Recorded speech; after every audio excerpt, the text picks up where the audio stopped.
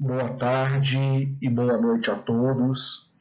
A nossa aula de hoje ela vai envolver a continuação do equilíbrio químico, que é o equilíbrio iônico, tá?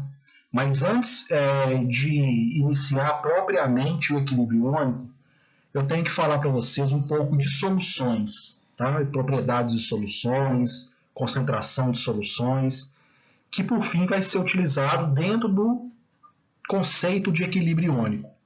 Então, a aula de hoje ela vai tratar da propriedade ou das propriedades gerais das soluções aquosas, onde nós vamos falar da propriedade eletrolítica de uma solução. Vamos depois falar um pouco de reações de precipitação que ocorrem, em meio aquoso. Vamos falar da solubilidade nessas reações de precipitação. Vamos aprender como montar equações moleculares e equações iônicas. E, posteriormente, nós vamos abordar reações ácido-base, que são muito importantes dentro do equilíbrio químico, tá? Propriamente dentro do equilíbrio iônico. Nós vamos falar das propriedades gerais dos ácidos e bases, abordando o conceito de ácidos e bases de Arrhenius. Vamos falar posteriormente dos ácidos e bases de Bronsted. Posteriormente, das reações de neutralização, que é uma reação entre um ácido e uma base, dando sal mais água, e vamos falar depois de ácidos e bases de Lewis. Tá? Então, são três teorias ácido-base: Arrhenius, Bronsted e Lewis. E vamos terminar a aula de hoje falando um pouco da concentração de soluções e abordando aí, basicamente, a diluição de soluções. Esse tópico 4 ele é muito importante, porque nesse tópico eu vou detalhar passo a passo como vocês montam ou preparam uma solução dentro do laboratório. Seja em qualquer profissão que você estiver atuando e que você tenha que trabalhar em um laboratório de química por algum motivo, você vai precisar preparar soluções. Seja um químico, seja um biólogo, seja um físico, seja um geólogo, um oceanógrafo, seja um nutricionista, etc. Então, esse tópico 4 ele é bastante importante. E isso principalmente para a química. Tá? É totalmente incabível um químico que não saiba preparar uma solução corretamente. Tá certo? Bem, vamos começar a aula então falando das propriedades gerais das soluções aquosas. Muitas reações químicas e praticamente todos os processos biológicos ocorrem em meio aquoso.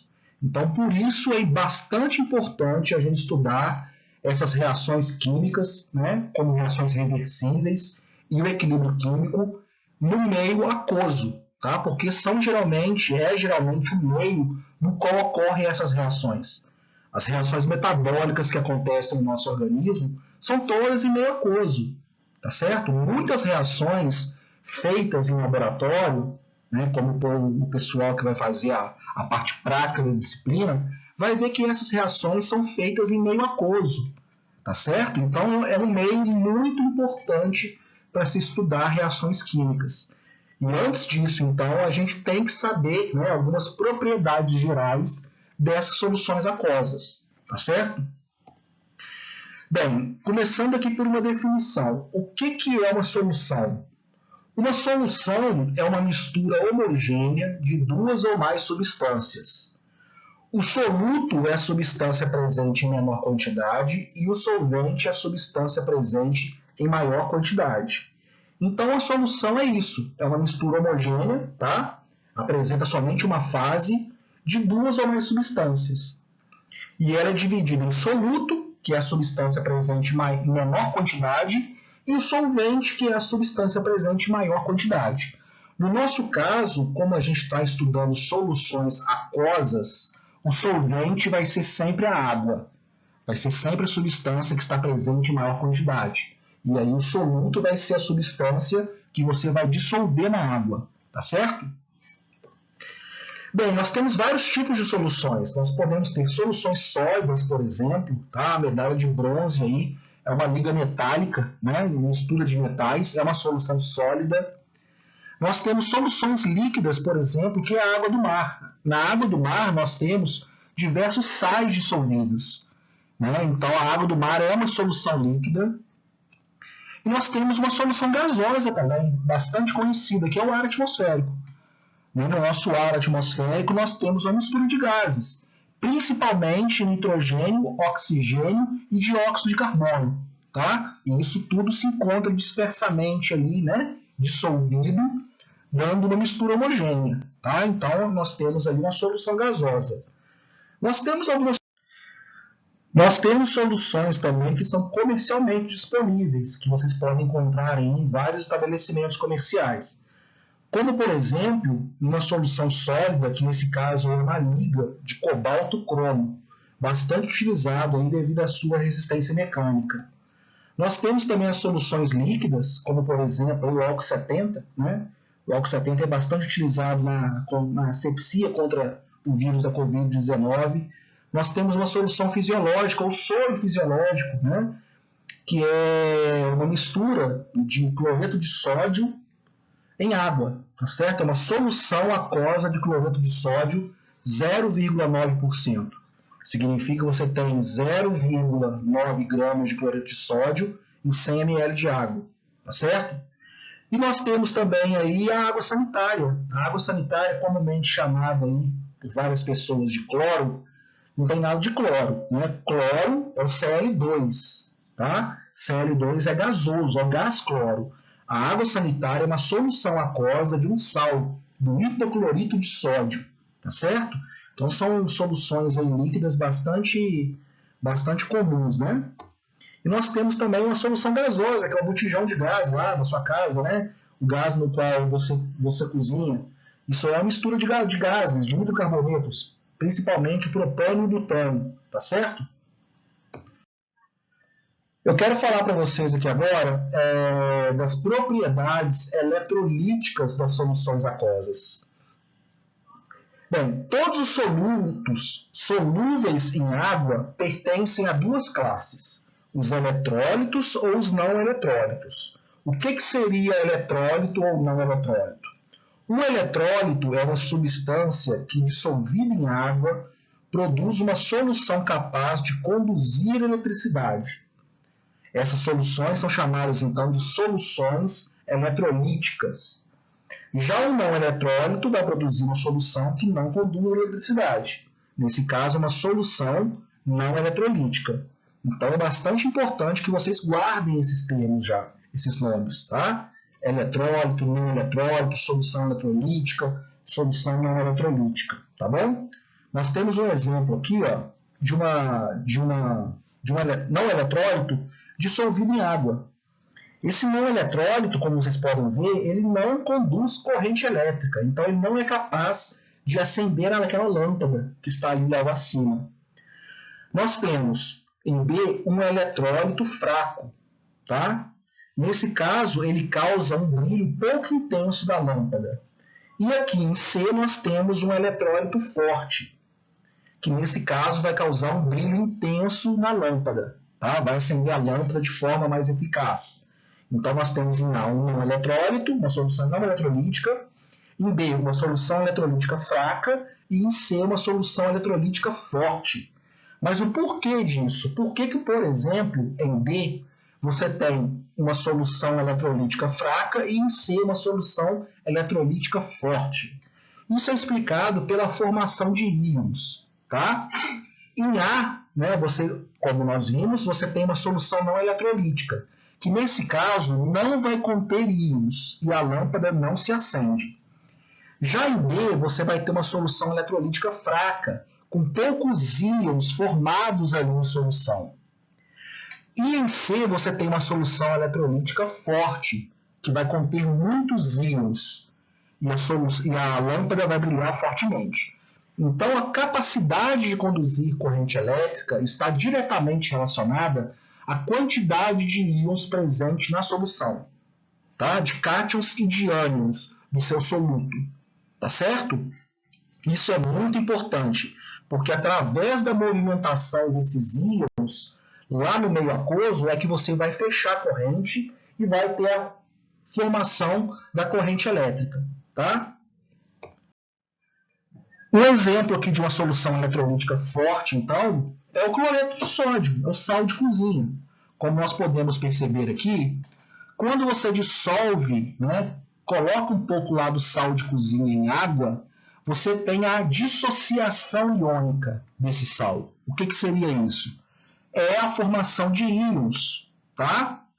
Na mais aquoso, mais Cl menos aquoso. Então, reparem bastante nessa minha reação aqui, nesse meu processo. Ó, NaCl sólido, sendo dissolvido em água, ele vai formar o cátion Na mais aquoso, mais Cl menos aquoso.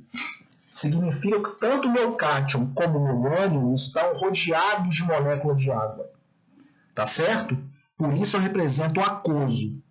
Tá bom? Eu tenho que colocar isso. Então, isso é um processo de dissociação iônica que acontece com sais, geralmente. Tá certo? Esse é o exemplo de uma solução eletrolítica forte, porque formou-se, então, aí cátion e ânion, em grande quantidade, né? Onde praticamente 100% do composto se encontra dissociado em seus íons, gerando, então, íons que são capazes de conduzir eletricidade através de sua mobilidade iônica. Então, como eu falei, é através da mobilidade iônica em solução que se fecha o circuito e você tem a condução de eletricidade. Tá? Então, para conduzir eletricidade, para você ter uma solução eletrolítica, você tem que ser capaz de formar íons em solução. Tá bom? Bem, pessoal, nós temos aqui então um outro exemplo, né, de um sal sendo dissociado em água, desta vez aqui é o cloreto de potássio. Então, como vocês sabem também, o cloreto de potássio, quando adicionado em água, em meio aquoso, né, ele se dissocia no cátion K+, no cátion potássio, mais o ânion Cl-, que é o ânion cloreto, tá certo? Vale ressaltar que no próprio composto, no estado sólido, você já tem esses íons formados, porque é um composto iônico, tá certo? Só que esses íons se encontram presos no retículo cristalino. A interação eletrostática entre eles é forte, então eles se encontram presos, próximos um ao outro. Quando você coloca em meio aquoso, ocorre a separação desses íons, tá certo? Que é a própria dissociação iônica, tá bom? E esses compostos iônicos, né, que são sais, eles são a dissolução deles é muito favorecida em água. Então, geralmente, quando você quer solubilizar um sal, você usa água, tá? Que é um solvente polar. A água é um solvente polar, né, que possui alta solubilidade para compostos iônicos. Obviamente, não são todos compostos iônicos, tá, gente? Isso é via de regra, tá bom? E essa alta solubilidade é devido às interações íon-dipolo entre os íons do seu sal e a própria molécula de água. Aqui abaixo eu tenho a molécula de água, para vocês verem, né? E vocês sabem que a molécula de água é a molécula angular, né? Você tem aqui um ângulo de 104,5 no ângulo hidrogênio, oxigênio, hidrogênio. E a ligação hidrogênio-oxigênio, ela é polarizada. Isso significa que o seu oxigênio ele é mais eletronegativo do que o hidrogênio. Consequentemente, ele puxa para perto dele um par de elétrons da ligação. E ele, então, adquire uma carga parcial negativa. E o seu hidrogênio, consequentemente, ele vai adquirir uma carga parcial positiva. Essa carga positiva e negativa é o próprio dipolo. Isso aqui é o nosso dipolo da molécula, tá? Então você tem um dipolo desse lado e outro dipolo desse lado, tá bom? Bem, o que acontece então quando você dissolve um pouco de KCl em água, né? O processo está aí representado, olha lá. Você tem uma colher, né, cheia de KCl e vai dissolver em água. Inicialmente você tem aí o seu sólido, olha, onde os íons estão todos presos no retículo, como eu falei anteriormente com vocês, tá? Devido à interação eletrostática. E as moléculas de água, então, vão chegando perto de cada um desses pares de KCl, aí, tá? Vai chegando perto do potássio e vai chegando perto do cloreto, o Cl-, e vai retirando o cátion e retirando o Cl- lá da sua rede, tá? Da sua rede cristalina. Então aqui, por exemplo, olha lá, eu tenho potássio que já está aí, ó, rodeado com moléculas de água, e tenho aqui um cloreto também, ó, que está rodeado por moléculas de água.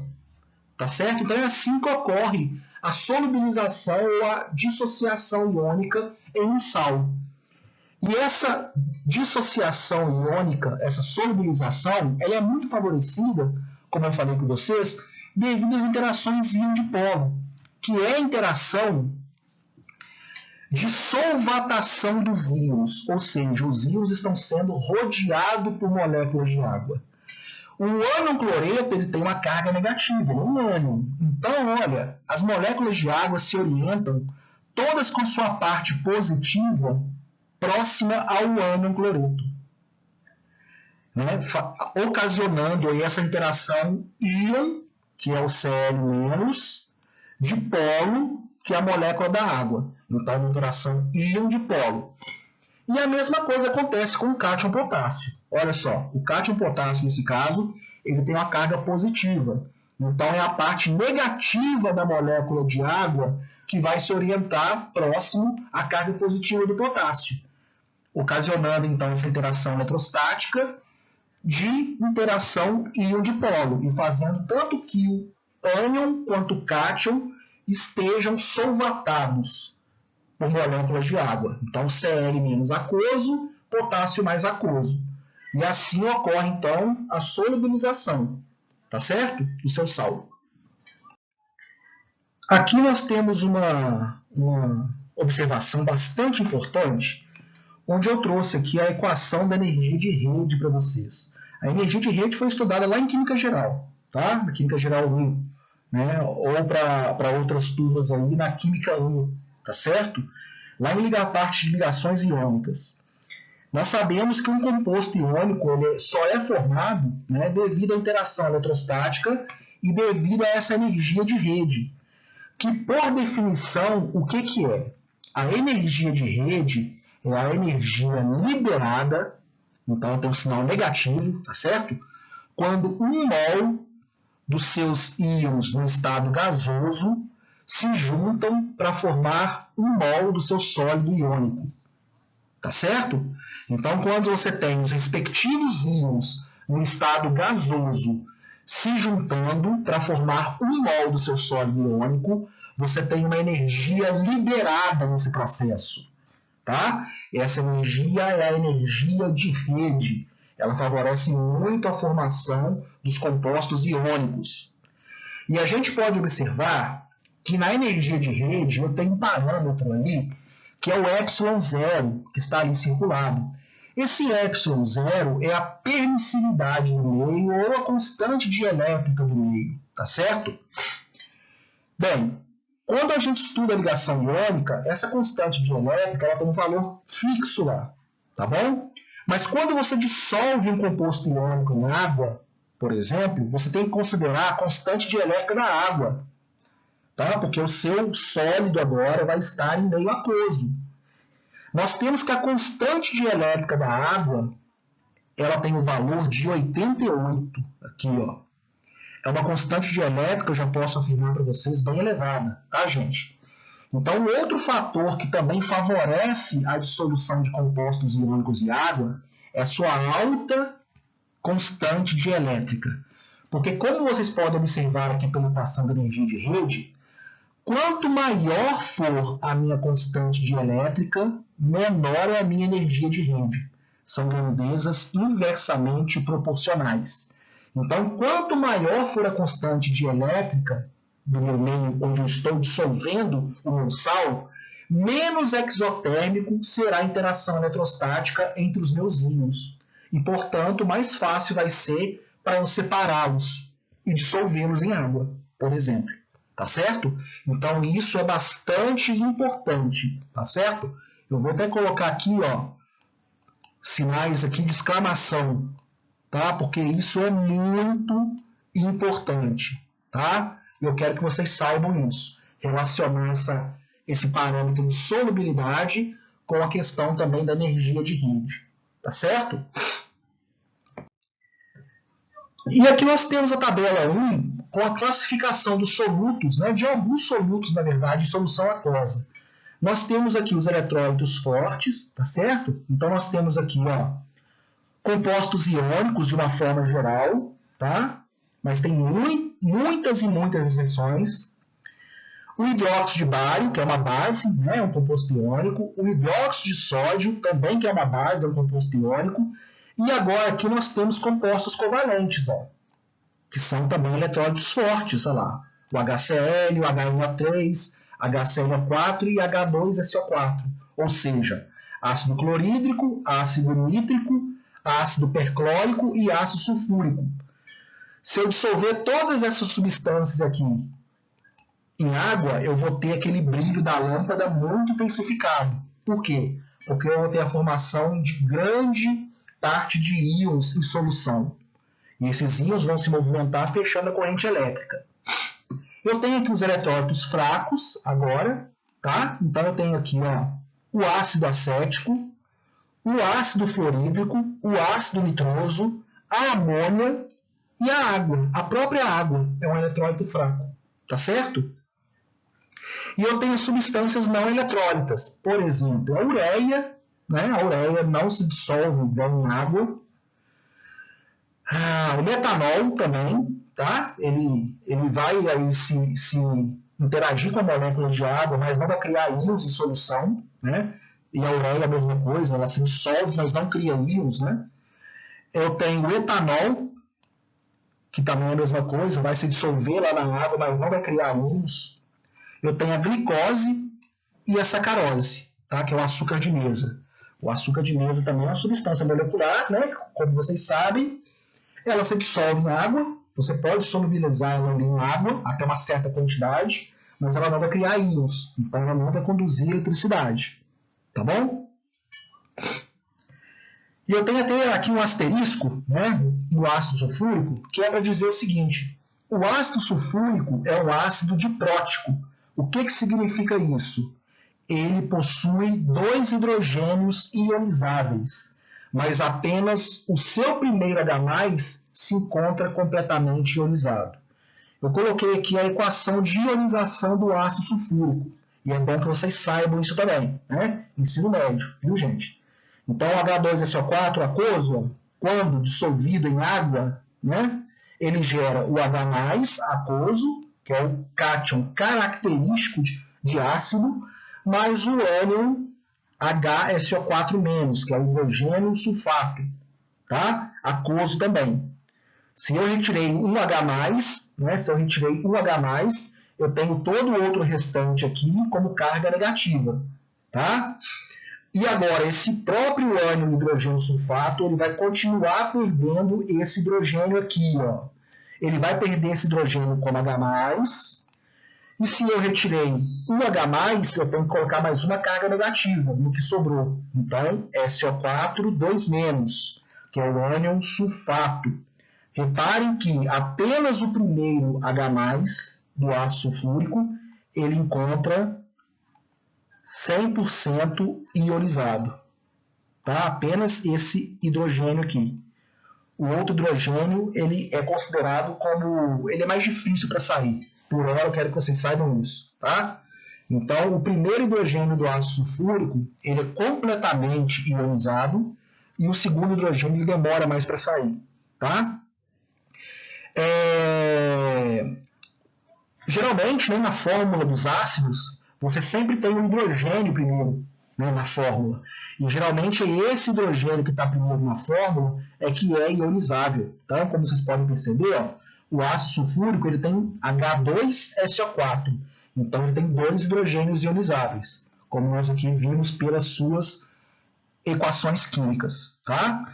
E outro fato importante também é que um composto iônico, quando em água, ele sofre dissociação iônica. Já um composto covalente, como ácido, em água, ele sofre ionização. Tá certo? São termos, mais uma vez, que vocês têm que tomar familiaridade. apesar do processo ser semelhante, tanto compostos iônicos como alguns compostos covalentes em água darem origem a íons.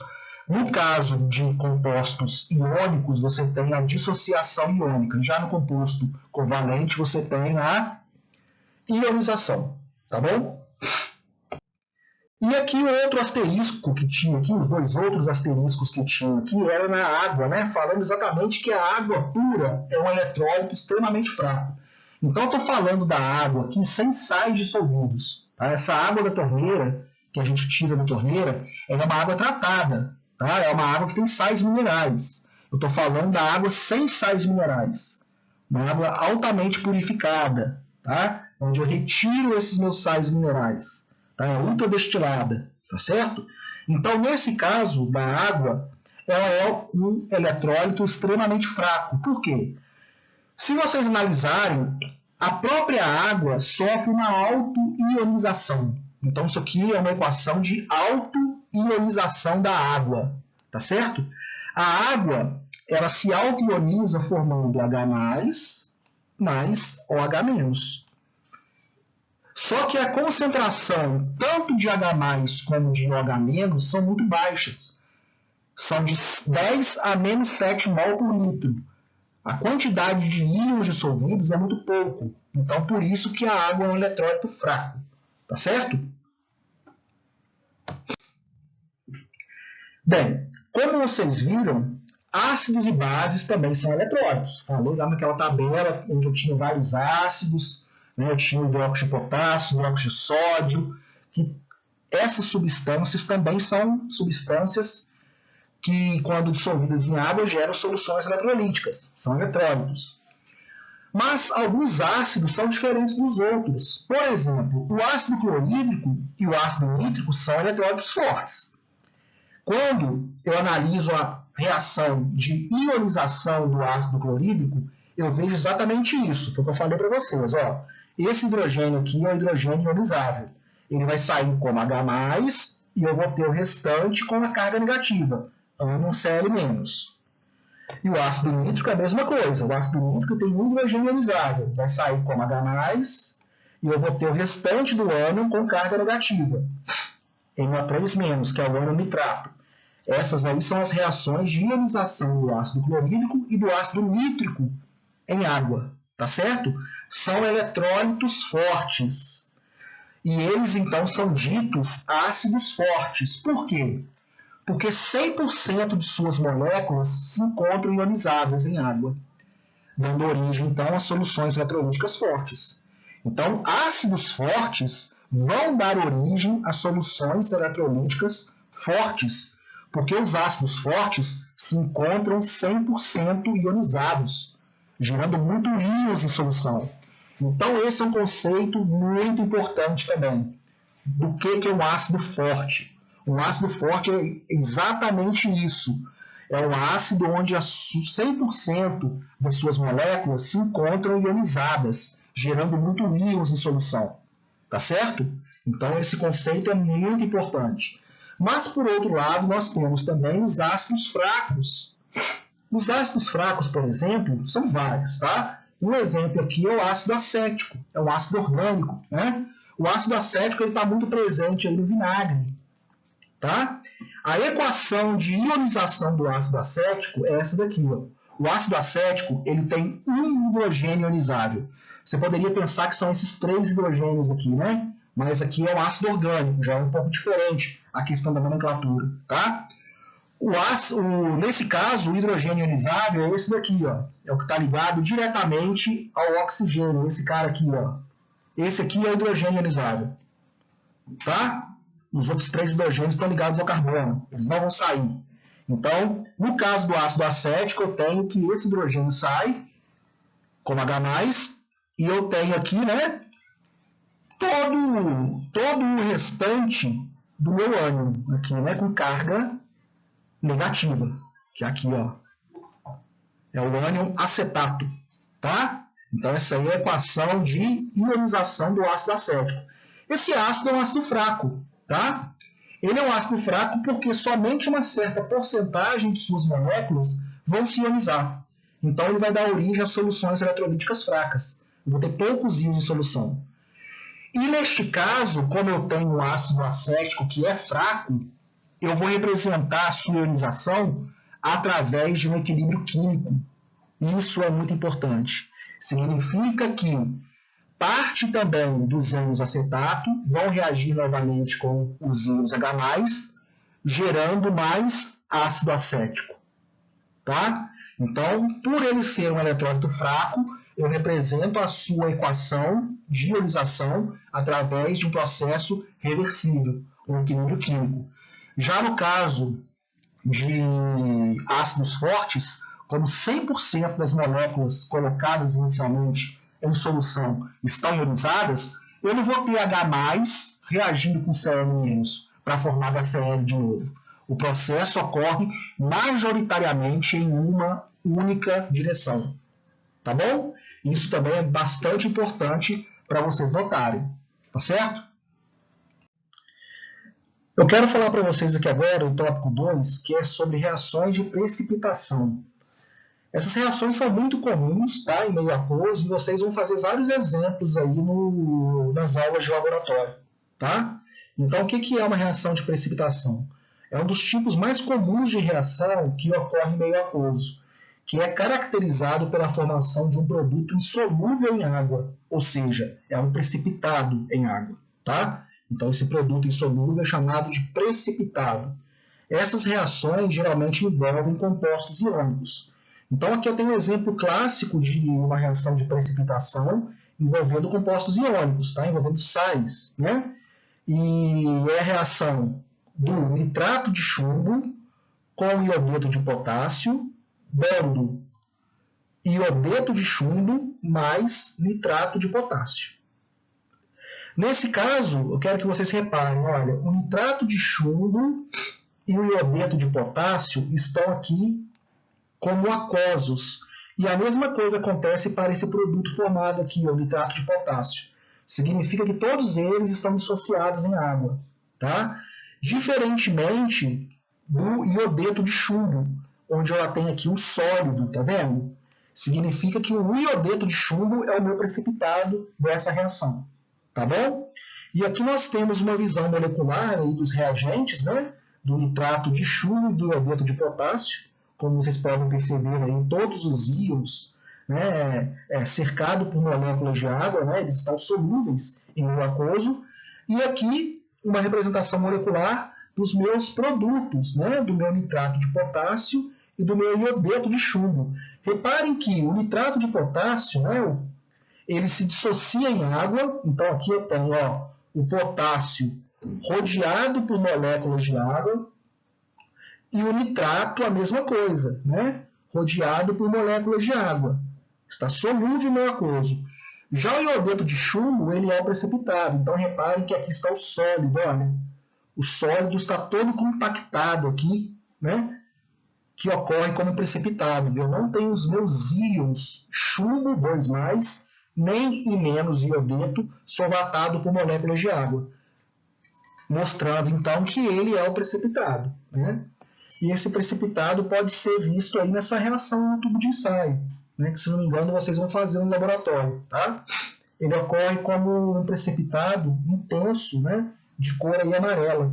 Tá? Então, ele precipita na hora, realmente, como uma coloração bastante intensa, tá? Em tom de amarelo. Né? Bem, essa reação aí, né, que nós mostramos acima, ela é também chamada de metátese ou reação de dupla troca, né? Porque eu tenho uma dupla troca entre os cátions e ânions nos meus compostos aí iniciais, nos meus reagentes. Se você parar para pensar aqui, dupla troca por quê? Deixa eu apagar aqui. Dupla troca por quê? Porque o chumbo, deixa eu pegar minha caneta, o chumbo se combinou com o ânion. O chumbo do primeiro composto se combinou com o ânion do segundo composto reagente, e o ânion do meu primeiro composto se combinou com o cátion do segundo composto reagente. Então, uma dupla troca entre cátions e ânions, tá? Isso é bastante estudado no ensino médio, né? Então, só para vocês ficarem cientes que essa reação de dupla troca aí é uma reação, né, em que há a formação de um precipitado, tá certo? Bem, a pergunta interessante a ser feita agora é o seguinte: quando prever se haverá formação de precipitado quando um composto é adicionado a uma solução ou quando se misturam duas soluções? Então, como eu vou prever se vai haver formação de um precipitado? Aqui nós temos algumas regrinhas bem simples, que são regras empíricas, né? Que significam que são regras observadas no laboratório, tá? Puramente observacionais, experimentais, que se observam no laboratório. Mas nós vamos fazer aqui uma análise mais precisa um pouco à frente. Bem, o primeiro que você tem que saber é o seguinte: neste caso, tudo depende da solubilidade do seu soluto, ou seja, que é definido como a máxima quantidade do soluto que pode ser dissolvida em uma certa quantidade de solvente, a uma dada temperatura. Então, por exemplo, quando você vai adicionar um sólido em água e vai querer saber se ele vai precipitar ou se ele vai se solubilizar, você tem que saber de antemão que tudo depende da solubilidade desse soluto. Todo soluto, todo composto sólido, ele possui um coeficiente de solubilidade, que é uma quantidade máxima desse sólido que você pode dissolver em uma quantidade fixa de solvente, por exemplo, de água. Então, por exemplo, quando você dissolve cloreto de sódio em água, o cloreto de sódio, vocês sabem, quando vocês adicionam em água, ele é solúvel. Mas se você for adicionando, vai chegar uma hora que vai saturar a solução. Ou seja, você não vai ter mais a solubilização do seu cloreto de sódio. E aí, então, ele vai ficar como precipitado. Então, o próprio cloreto de sódio possui um coeficiente de solubilidade em água, que é uma determinada quantidade em gramas desse sal que pode ser solubilizada numa certa quantidade de água. Tá certo? Então, para você prever essa solubilidade, você tem que saber de antemão da solubilidade do soluto também. Tá? Bem, qualitativamente, as substâncias são divididas em solúveis, pouco solúveis e insolúveis. Tá certo?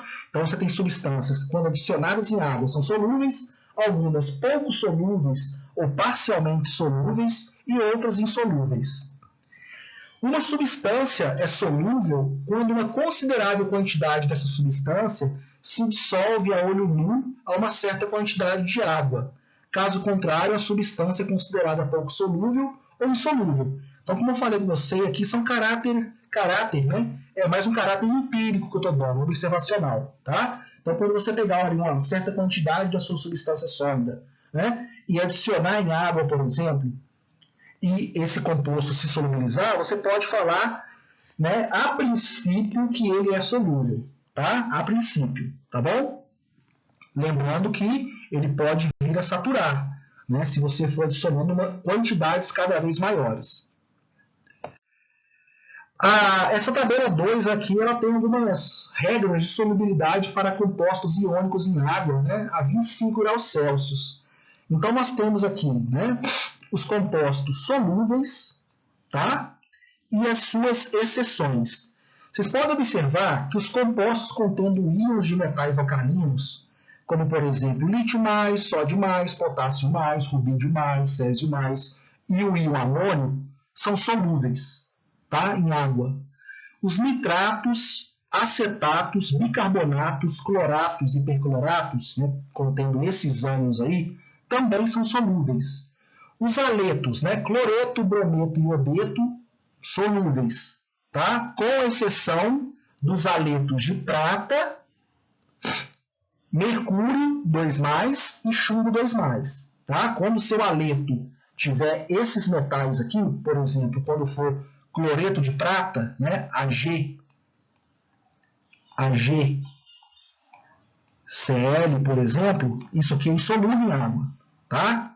AgBr é a mesma coisa, AgI é a mesma coisa. Tá?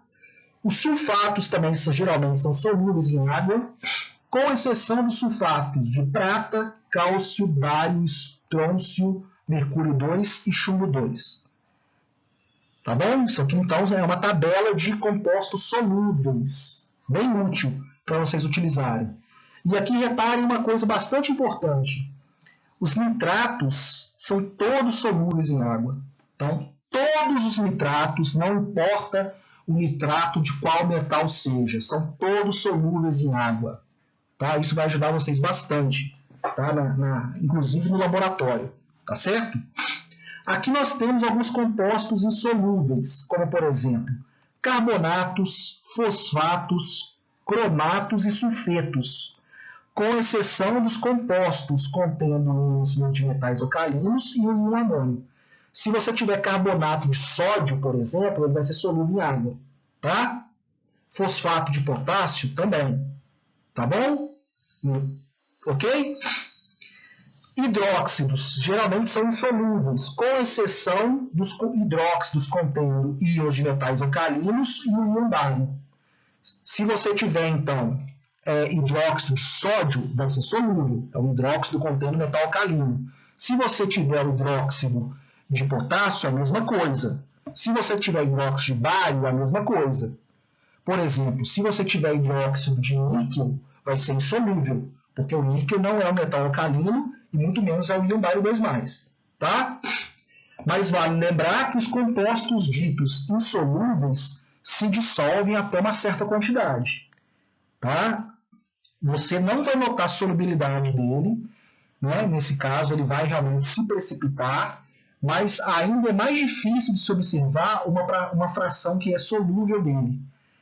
Ele é solúvel em tão pequena quantidade que ele se precipita logo depois. Ou seja, o coeficiente de solubilidade desses compostos ditos insolúveis é muito baixo, muito baixo. Tá? É um número muito baixo em massa que é solúvel em uma determinada quantidade de água. Então, mesmo os compostos insolúveis, eles se solubilizam pelo menos um pouco em água. Tá bom? E aqui nós temos alguns exemplos, né? Bem colorido ali. Ó. Por exemplo, o sulfeto de cádmio, sulfeto de chumbo, são insolúveis, ditos insolúveis. Né? Repare aqui na tabelinha onde estão esses caras. Vamos lá, vamos ver aqui na tabelinha. Sulfeto de cádmio e sulfeto de chumbo. Será que a tabela está certa? Vamos ver. Está falando que eu estou vendo precipitado aqui, né? Então eles são insolúveis. Então, insolúveis, ó. Sulfetos aqui, ó. Sulfetos. Olha lá. São insolúveis, de fato. Tá? Os únicos sulfetos solúveis são aqueles contendo os metais alcalinos e o íon amônio, que não é o caso do sulfeto de cádmio, muito menos do sulfeto de chumbo. Nesse caso, nós também temos uma observação do precipitado verde aqui para o hidróxido de níquel e para o hidróxido de alumínio, um precipitado branco. Né? São compostos insolúveis. Né? Os hidróxidos, ó, geralmente são insolúveis, com exceção dos metais alcalinos e íon bário, que também não é o caso do hidróxido de níquel e nem do hidróxido de alumínio. Repare que mesmo nesses casos aqui de compostos insolúveis, uma pequena quantidade pode ser solúvel. Repara, por exemplo, aqui, ó, no sulfeto de cádmio, por exemplo, aqui, né? Você teve aqui uma grande parcela de sulfeto de cádmio sólido formado, como precipitado. Mas repara aqui o sobrenadante, que é a água, né? que é essa porção solúvel que fica aqui acima. A gente chama isso de sobrenadante. O sobrenadante ele tem uma coloração amarelada, tá vendo? Que é justamente a porção do sulfeto de cádmio que se dissolve, tá? Em pequena quantidade. Eu quero agora ensinar para vocês como que se montam equações moleculares e equações iônicas, tá? Então essa reação aqui é aquela reação de precipitação que nós já vimos anteriormente, aqui atrás, do nitrato de chumbo com o iodeto de potássio, formando o iodeto de chumbo sólido, né? Que é o nosso precipitado, mais nitrato de potássio, tá certo? E essa daqui, né, essa equação escrita desta maneira é uma equação molecular. Por quê? Porque as fórmulas de todas as espécies químicas são escritas por completo, como se tais espécies existissem como moléculas ou unidades globais. Ou seja, eu escrevo ali a fórmula inteira do meu composto e coloco ali do lado aquoso, sólido, em qual estado estiver. Tá? Então, essa é uma equação molecular. Acontece que o nitrato de chumbo, como vocês podem ver aqui, o aquoso, e eu já falei isso para vocês, esse sal se encontra solubilizado no meio aquoso. Então, esse sal se encontra dissociado no seu cátion e no seu ânion, como está representado aí por Pb2 mais aquoso, mais 2 ânions NO3 aquoso. Tá certo? A mesma coisa acontece para o iodeto de potássio. O iodeto de potássio é solúvel em meio aquoso. Então, ele se encontra dissociado em íons potássio mais íons iodeto. Reparem os coeficientes estequiométricos, né? 2Ki, então 2 cátions K+, e 2 ânions 2,5. Tá certo? E a mesma coisa pode ser aplicada para os outros compostos, né? Só que para o iodeto de chumbo você não vai ter isso. Você não vai ter esse composto solubilizado, então você não vai ter esse composto formando íons em solução. Aqui para o nitrato de potássio acontece a mesma coisa, tá? Então eu vou escrever essa reação da seguinte forma. Simplesmente agora repetir aqui, tá? Peguei o meu cátion, trouxe ele para cá. Peguei os meus 2 ânions nitrato, trouxe ele para cá. Peguei os meus 2 cátions potássio, trouxe ele para cá. Peguei os meus 2 ânions iodeto, trouxe ele para cá. Estou escrevendo a reação agora na forma de seus íons. Tá bom? Setinha, reparem, Pb2 não se dissocia em meio aquoso, ele não é solúvel, então eu escrevo ele dessa forma, como precipitado. E já o nitrato de potássio como 2K+, mais 2 ânions nitrato. Tá bom? Então, vocês podem perceber aí que os compostos que foram solúveis em meio aquoso, eu dissociei eles em cátion e em ânion, formando, então, o que a gente chama de equação iônica, pois as espécies químicas dissolvidas estão como íons livres. Tá? Então, isso aí é uma equação iônica. E é muito importante vocês aprenderem a escrever uma equação iônica, porque isso é muito útil em laboratório. Tá? Em laboratório de química geral, que vocês vão ver reações. Principalmente lá no laboratório de química inorgânica 1, também. Em química analítica qualitativa, vocês vão usar muito isso para o povo da química. Tá? E para o pessoal dos outros cursos também, isso é muito importante. Tá? Saber essa questão aí de como escrever uma equação molecular e uma equação iônica. Bem, para verificar se um composto poderá ser formado, se um precipitado vai ser formado através da reação, a gente deve combinar o cátion e o ânion de compostos diferentes, isto é, do nitrato de chumbo e do iodeto de potássio, e em seguida consultar a tabela 2. Ou seja, o que eu estou querendo dizer aqui é o seguinte, deixa eu apagar aqui para ficar um pouco mais claro.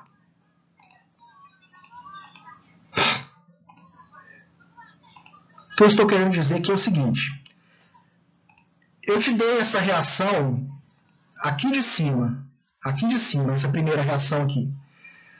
Você olhando para essa reação, né, se não tivesse aqui esses estados aqui físicos, como sólido, aquoso, como você saberia se seria formado um precipitado? Basta você combinar o cátion e o ânion de compostos diferentes, ou seja, você vai combinar o cátion desse primeiro composto com o ânion do segundo composto, o cátion do segundo composto com o ânion do primeiro composto. É a própria reação de dupla troca. Tá? Nesse caso aí, como que ficaria? Eu combinaria o cátion Pb2+, com o ânion 2,5. Formaria, então, o composto Pbi2. E olhando lá na tabela, a gente vai ver que o iodeto de chumbo é insolúvel, então ele vai ocorrer como um precipitado. Nós temos que combinar ainda o cátion e o ânion dos outros compostos, né? Nós vamos combinar 2 cátions potássio com 2 ânions nitrato. Nesse caso, vai se formar 2 mols de KNO3, que nesse caso você vai ver pela tabela que todos os nitratos são solúveis. E neste caso, então, o KNO3 permanece dissolvido como íons K+, e NO3-, que neste caso são chamados de íons espectadores, ou seja, são íons não envolvidos na reação global. Tá? E o que você pode fazer com esses íons não envolvidos na reação global? Você pode simplesmente, né, simplificar eles. Como esses íons espectadores aparecem em ambos os lados da sua reação, você pode simplificar. Então, aqui no caso, ó, eu simplifiquei nitrato com nitrato, né, e simplifiquei potássio com potássio. E a minha reação global, né, foi essa daqui.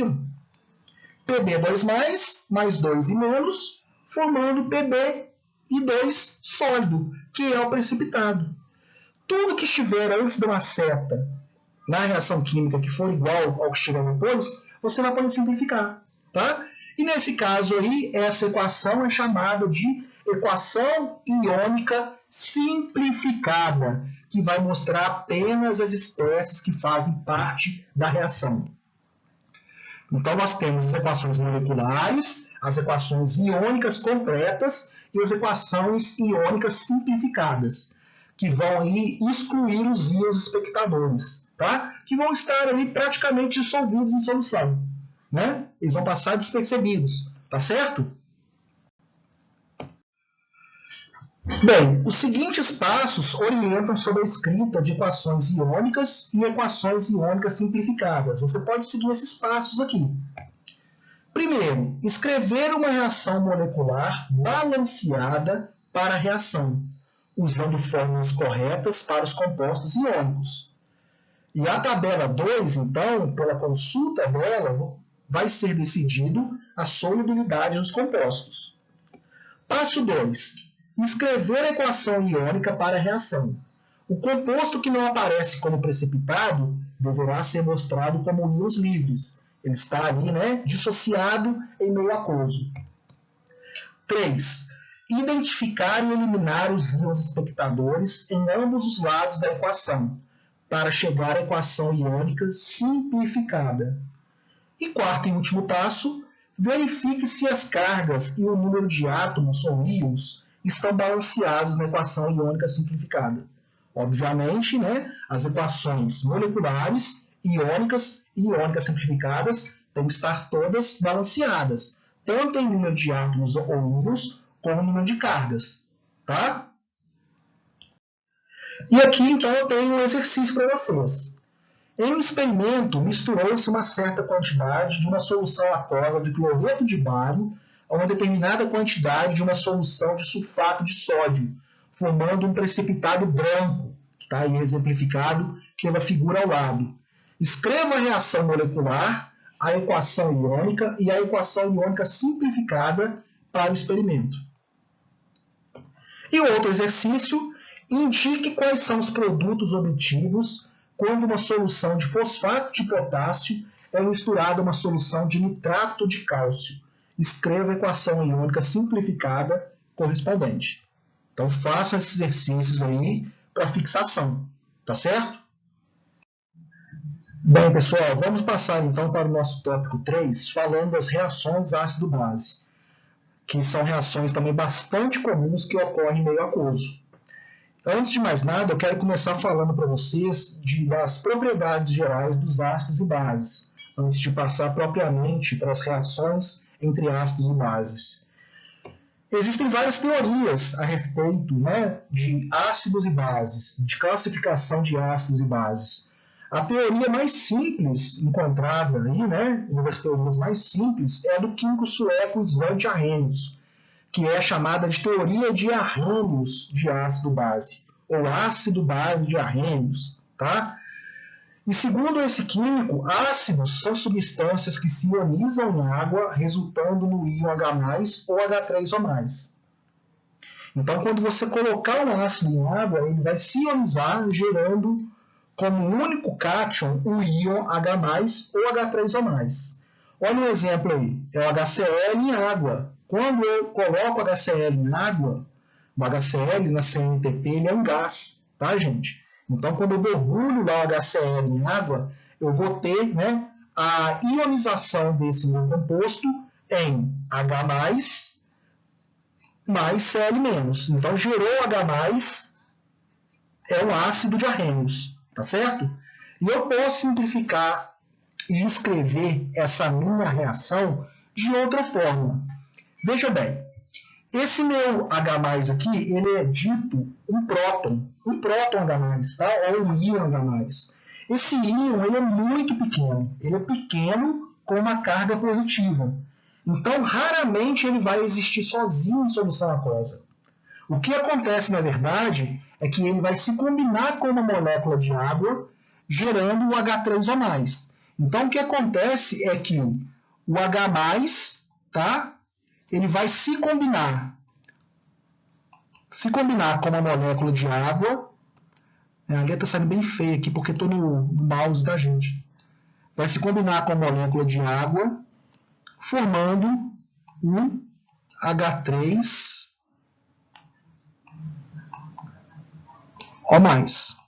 que é o cátion hidrônio, tá certo? Então, eu posso reescrever essa minha equação da seguinte forma.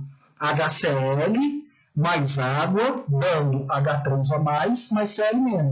Ou seja, né, a água recebeu esse próton aqui, esse íon H+, formando o H3O+, mais Cl-. Essa forma aqui, inclusive, é a mais correta, tá, de se escrever a equação. Tá bom? Então, você pode escrever da primeira forma ou da segunda. Tá? Mas a segunda forma, inclusive, é a mais correta. Então, esse aí é o íon hidrônio. E segundo Arrhenius, bases são substâncias que se ionizam em água também, tá? Resultando como único ânion o íon hidroxila. Tá? Eu acho que ficaria até mais correto aqui, ao invés de ionizar, se dissociam em água, né? Já que bases aí são predominantemente substâncias iônicas. Tá? Então, são substâncias que se dissociam em água, resultando como único ânion o íon OH-, que é a hidroxila. Como exemplo, nós temos o hidróxido de sódio. Ele é uma base, é um composto iônico, onde você tem o cátion Na+, e o ânion OH-. Então, esse composto, quando colocado lá em água, né?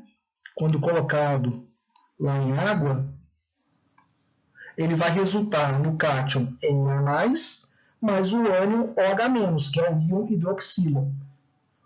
Outro exemplo é o hidróxido de magnésio. Nesse caso, o magnésio vai ter uma carga de 2+, e cada íon hidroxila vai ter uma carga de 1-. Então, 2 vezes o menos, menos 2. O composto é neutro, como ele deve ser, né? Mais 2 com menos 2. Então, ao ocorrer a dissociação, eu tenho magnésio 2+, mais 2 íons hidroxila, cada um com carga de menos 1. Tá? Isso aí é uma equação de dissociação de uma base. Bastante comum também. Nada que eu falei aqui nesse slide não é de ensino médio. Tá? Bem, e agora, analisando todas essas equações acima, você é capaz de concluir que o hidróxido de sódio, o hidróxido de magnésio e o ácido clorídrico conduzem eletricidade? O que vocês acham? Conduzem ou não eletricidade em meio aquoso, quando colocam esses compostos em água? Né? Basta analisar aí a equação e tirar a conclusão. Tá bom? Então, aqui agora são algumas propriedades gerais de ácidos e bases ainda. Os ácidos geralmente têm sabor azedo. Basta você lembrar aí do limão, né? Onde o limão aí é o ácido presente em grande quantidade no limão, o ácido cítrico. Eles provocam mudanças de cor nos reagentes vegetais, como, por exemplo, provocam alteração na cor do papel de tornassol azul para vermelho. Tá? Isso é bastante comum também. Né? O papel de tornassol é um indicador ácido-base. E reagem com certos metais, como ferro, zinco, magnésio, produzindo hidrogênio gasoso. Então, são reações bastante características de ácidos. Tá? São reações onde os ácidos reagem com metais, tá? Produzindo hidrogênio gasoso. Como, por exemplo, eu tenho aí a reação do HCl com o magnésio. Magnésio metálico no estado sólido, né? É só Mg. Tá? Quando eu reajo o ácido clorídrico com magnésio, o que eu formo é um sal, é o cloreto de magnésio, mais H2. Reação aí completamente balanceada. Tá bom?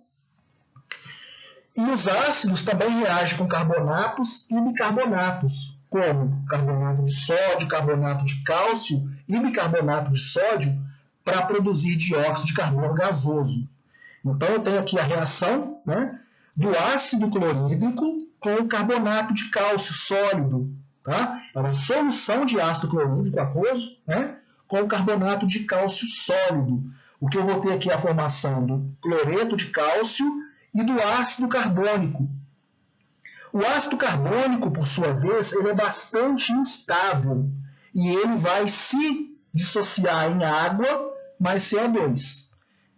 Então, a reação é essa, tá? 2HCl com carbonato de cálcio, formando cloreto de cálcio mais ácido carbônico. O ácido carbônico, lá em meio aquoso, ele é bastante instável, ele vai formar água e dióxido de carbono. E é exatamente isso que você observa quando você faz essa reação. Aqui ao lado eu tenho um giz, tá? O giz nada mais é que carbonato de cálcio imerso em uma solução de HCl. Então, quando eu coloco o giz lá na solução de HCl, olha aqui a solução borbulhando aqui em cima.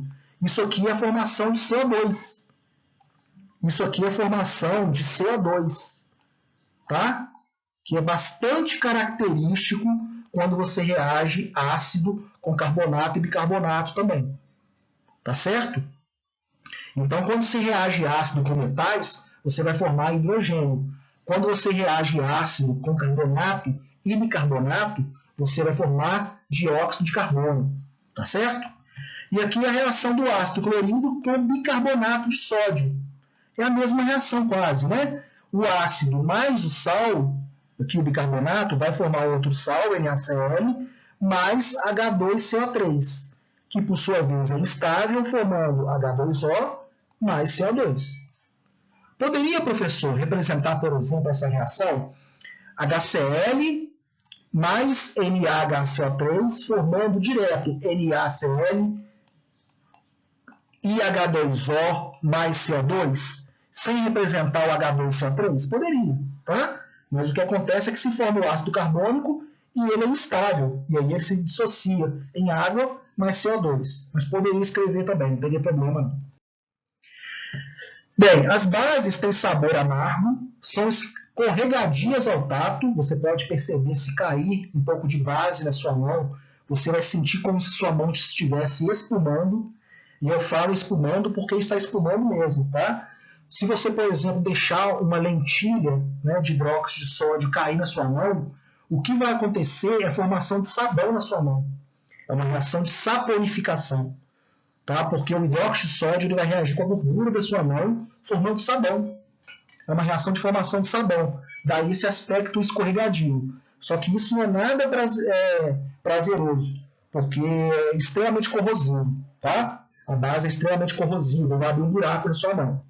Isso aí, obviamente, eu estou falando para hidróxido de sódio sólido. Tá? Não é uma solução diluída de hidróxido de sódio, que são soluções que vocês vão trabalhar no laboratório, geralmente. Tá bom? E, então, elas têm sabor amargo, recapitulando, são escorregadias ao tato. Por exemplo, os sabões que contêm as bases apresentam essa característica, como eu falei com vocês. As bases causam mudanças de cor nos corantes vegetais. Por exemplo, provocam alterações na cor do tournesol de vermelho para azul. E as soluções de base conduzem a eletricidade, né? Uma vez que aí algumas bases fortes formam íons em solução, né? Formando a corrente elétrica, tá certo? Como vocês podem ver aí ao lado, pelo brilho da lâmpada. E algumas bases, tais como o NaOH e KOH, que são bases fortes, são extremamente corrosivas. Tá? Então, exemplo de uma queimadura com hidróxido de sódio na mão da pessoa, né? Vocês podem ver que os frascos de bases, né, com hidróxido de sódio e hidróxido de potássio, os frascos com essas substâncias sólidas, né, vão ter geralmente esse triângulo aqui, ó, né, mostrando que são substâncias corrosivas, tá certo? Provocam queimaduras bem desagradáveis. Eu quero falar para vocês aqui agora de uma outra teoria ácido-base, que são os ácidos e bases de Bronsted. Bem, as definições de ácido e base de Arrhenius são bastante limitadas. Por quê? Porque elas aplicam-se somente em soluções aquosas. Então, eu só posso definir ácido e base de Arrhenius em solução aquosa. Mas eu tenho inúmeros outros bases e ácidos que não estão em solução aquosa. E para isso nós temos que ter outras teorias de ácido e base, como, por exemplo, a teoria de Bronsted, que fala, né, o seguinte: ele propôs uma classificação geral de ácidos e bases, mais geral que a de Arrhenius. Ele define o ácido de Bronsted como um doador de prótons e uma base de Bronsted como aceptor de prótons. Ou seja, o ácido de Bronsted é um doador de íons H+, ou de prótons, são sinônimos. E uma base de Bronsted é um aceptor de prótons. Ela vai receber íons H+. Tá certo? Olha o exemplo aqui. Novamente é o ácido clorídrico em água.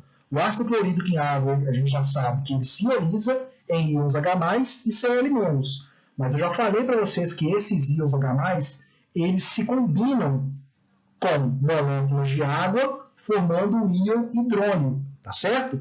E você pode escrever a reação de ionização do ácido clorídrico dessa forma. HCl mais água, dando H3 ou mais Cl-.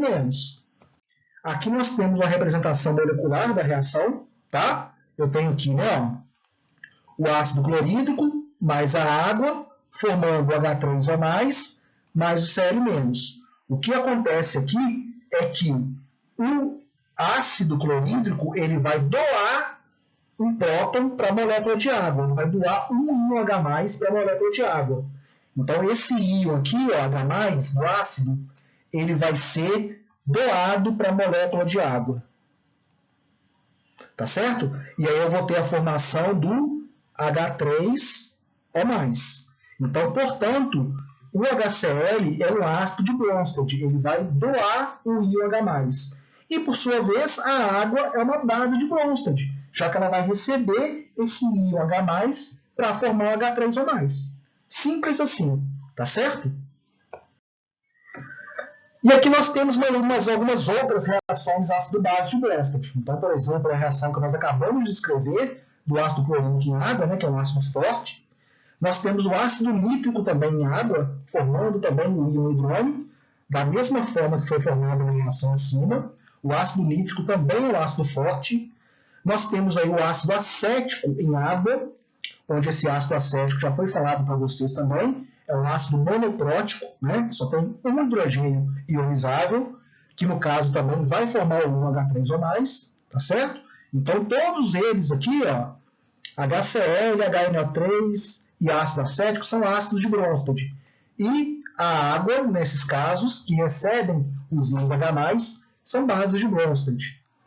Nesse caso aí, a gente sabe que o ácido acético é um ácido fraco, logo a existência de uma reação reversível e de um equilíbrio químico, para demonstrar a ionização dele, como nós já falamos. E eu tenho aqui também, a título de exemplo, nós também já vimos, a reação de ionização do ácido sulfúrico, que ocorre em duas etapas. Primeiro sai um hidrogênio, depois sai outro. Ocorre em etapas, não é? Nesse caso, aí, somente o primeiro hidrogênio pode ser considerado como um ácido forte. Tá bom? Então, olha lá. Somente o H2SO4, somente a espécie H2SO4 pode ser considerada como um ácido forte. Tá? Já a espécie HSO4-, que vai doar outro íon para a água, outro íon H+ para a água, não pode ser considerado um ácido forte. Tá? Por isso a existência, então, do equilíbrio químico na segunda etapa de dissociação. E aqui eu tenho, né, o ácido fosfórico, que é o H3PO4. O H3PO4 ele é muito presente na Coca-Cola, tá? Que eu gosto muito, né? Faz um mal danado. Mas, enfim, o H3PO4 é um ácido triprótico. Ele tem 3 hidrogênios ionizáveis. Então, essas ionizações acontecem também em etapas. Sai um hidrogênio de cada vez. Então, H3PO4 mais água vai formar H3O+, mais H2PO4. É o restante que ficou com carga negativa. Se sair uma carga positiva, tem que restar o anterior, o ânion, com carga negativa. Esse ânion H2PO4 ele vai continuar liberando o outro hidrogênio, que ele tem 2 ainda, né? Ele tem 2 hidrogênios ainda. Reagindo com água, vai formar H3O+, mais HPO4 2-. Eu liberei mais uma carga positiva, ele já tinha uma carga negativa, então eu tenho que acrescentar mais uma carga negativa no ânion que restar. Então fica HPO4 2-. Esse HPO4 2-, ele vai continuar o seu processo de ionização, doando um próton para a molécula de água, formando H3O+. e, por conseguinte, e por fim, o ânion fosfato PO4 3-. Tá certo? Então, o ácido fosfórico é um ácido triprótico. E nessas 3 ionizações, tanto o H3PO4, o H2PO4 e o HPO4, 2-, são ácidos fracos. Tá? Daí a existência do equilíbrio químico em todas as equações de ionização. Então, o ácido fosfórico é um ácido triprótico, com H3PO4, H2PO4- e HPO4 2-, sendo ácidos fracos. E aqui eu tenho uma tabela com alguns ácidos fortes e fracos mais comuns. Olha os ácidos fortes aqui. Eu tenho o HCl, o HBr, o HI, são hidrácidos, né? Não tem oxigênio na sua composição. E aqui agora eu tenho os oxiácidos, que contêm oxigênio na sua composição. Ácido nítrico, H2SO4, né? Onde o primeiro hidrogênio apenas é, né, considerado lá de um ácido forte, e o ácido perclórico. Olha os ácidos fracos. Ácido fluorídrico, ácido nitroso, H3PO4, que nós acabamos de ver acima, é o ácido fosfórico, e o ácido acético. São os ácidos mais comuns aí para se trabalhar, tá certo? E que vocês devem saber. Bem, a amônia, o composto amônio NH3, que também foi bastante estudado na Química 1 e na Química Geral 1, é um composto covalente, né? É uma base de Bronsted, já que aceita um próton. Olha a reação, que você pode visualizar isso muito bem. Quando você borbulha a amônia ela é um gás na CNTP também. Então, quando você borbulha a amônia em água, o que acontece é isso daqui. Ó. Você tem a formação de NH4+, mais OH-. Tá? Bem, a amônia é uma base fraca, pois somente uma pequena fração de suas moléculas vai reagir com a água para formar os íons NH4+, amônio e OH-. Eu até coloquei aqui amônio, tudo maiúsculo e amarelo, porque amônio é diferente de amônia. Amônio é o cátion amônio, NH4+, e amônia é o composto molecular, NH3. Então, por favor, não confundam. Tá? Essa reação, então, é a reação ácido-base de Bronsted. A amônia ela tem aqui, em cima do nitrogênio, um par de elétrons livres, tá? Não ligante. Nesse caso, o que vai acontecer? Esse par de elétrons vai atacar um dos hidrogênios da molécula de água, que vai sair como H+. Então, eu vou ter a formação de NH4+. E, posteriormente, OH- proveniente da molécula de água. Tá certo? E uma solução aquosa de amônia é muitas vezes dita uma solução aquosa de hidróxido de amônio, mesmo sem que esse composto, o hidróxido de amônio, tenha sido isolado alguma vez.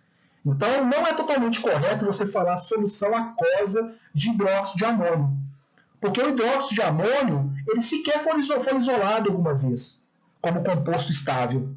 Então, é mais certo você falar solução aquosa de amônia. Mas muitas vezes para vocês vai aparecer no laboratório um frasco desse daqui, simbolizando hidróxido de amônio.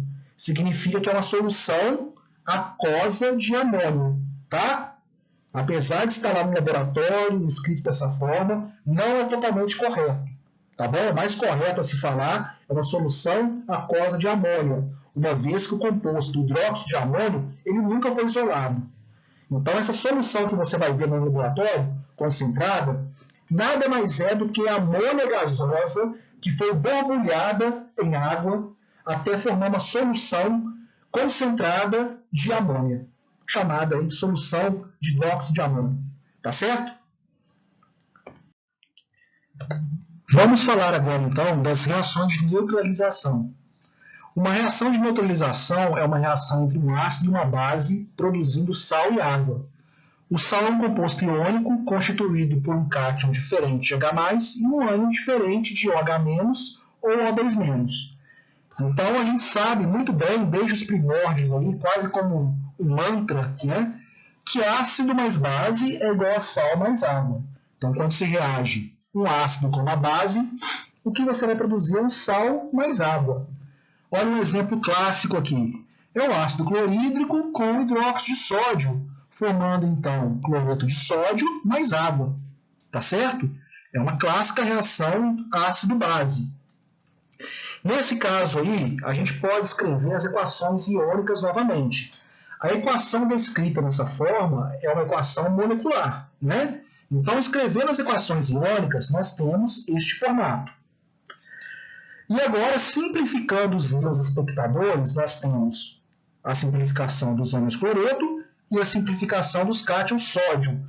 Nesse caso aí, a reação ácido-base como equação iônica simplificada vai ser H+, mais OH-, formando água, tá? Onde os íons Na+, e Cl- são íons espectadores. Então, essa reação aí H+, OH- formando água simboliza, né, uma reação iônica simplificada de uma equação de neutralização. Tá certo? Bem, uma reação entre um ácido fraco, que é o ácido cianídrico, e uma base forte, que é o hidróxido de sódio, é HCN aquoso mais NaOH aquoso, dando NaCN aquoso mais água líquida. Acontece que o ácido cianídrico é um ácido fraco, tá? Ou seja, uma pequena porcentagem das moléculas de HCN estão realmente ionizadas, apesar de estar representada aquoso ali. Então, ele não se ioniza completamente em solução. Então, a equação iônica pode ser escrita dessa forma, tá? Com ácido cianídrico não dissociado nos seus íons, mais Na e OH-, porque o NaOH é uma base forte. Então, nós temos essa equação iônica. Simplificando os íons espectadores, nós temos a equação iônica simplificada, onde o íon Na+ é o íon espectador. Então, nós estamos aí aprendendo, né, como escrever equações iônicas e equações iônicas simplificadas. Bem, existe uma outra teoria ácido-base, que é uma teoria ainda mais abrangente, tá? Do que a de Arrhenius, obviamente, e do que a de Bronsted, que é a teoria ácido e base de Lewis. Lewis é um químico norte-americano fantástico, tá? Que em 1932 formulou essa definição, né, de ácido e base mais geral ainda, falando o seguinte: uma base de Lewis é uma substância que pode doar par de elétrons, e um ácido de Lewis é uma substância que pode receber par de elétrons. Então, lá no Bronsted, na teoria de Bronsted, um ácido era uma substância que poderia fornecer íons H+. E uma base é uma substância que poderia receber íons H+. Agora, aqui na teoria de Lewis, uma base é uma substância que pode doar par de elétrons e um ácido de Lewis é uma substância que pode receber par de elétrons. Olha aqui um exemplo clássico. É o íon H+, reagindo com a molécula de amônia. É um ácido, por exemplo, um H+, né, de um ácido, reagindo com a molécula de amônia. Nesse caso, o que vai acontecer? Como eu falei com vocês, a molécula de amônia possui um par de elétrons não ligantes no átomo de nitrogênio. Nesse caso, o par de elétrons vai capturar o íon H+, formando o íon amônio. Tá certo? Então, eu tenho que o íon H+, receptor desse par de elétrons, é o ácido de Lewis. A molécula de NH3, por estar doando o par de elétrons, é uma base de Lewis. E eu tenho, então, a formação do íon amônio, NH4+. Um outro exemplo de ácido de Lewis é o trifluoreto de boro reagindo com a molécula de amônia. Neste caso, é semelhante, tá? A molécula de amônia, através do átomo de nitrogênio com esse par de elétrons não ligante, vai, né, capturar o BF3, porque o boro é uma substância que tem, né, uma valência, dizemos assim, incompleta. O BF3 é um composto carente em elétrons, então o NH3 vai capturar o BF3, formando esse composto aqui, ó. Esse composto aqui, né? Tá? Que é chamado de aduto. É um aduto, tá certo? Onde eu simbolizei a ligação formada entre o BF3 e o NH3 através aqui desse traço vermelho. Foi a ligação química formada.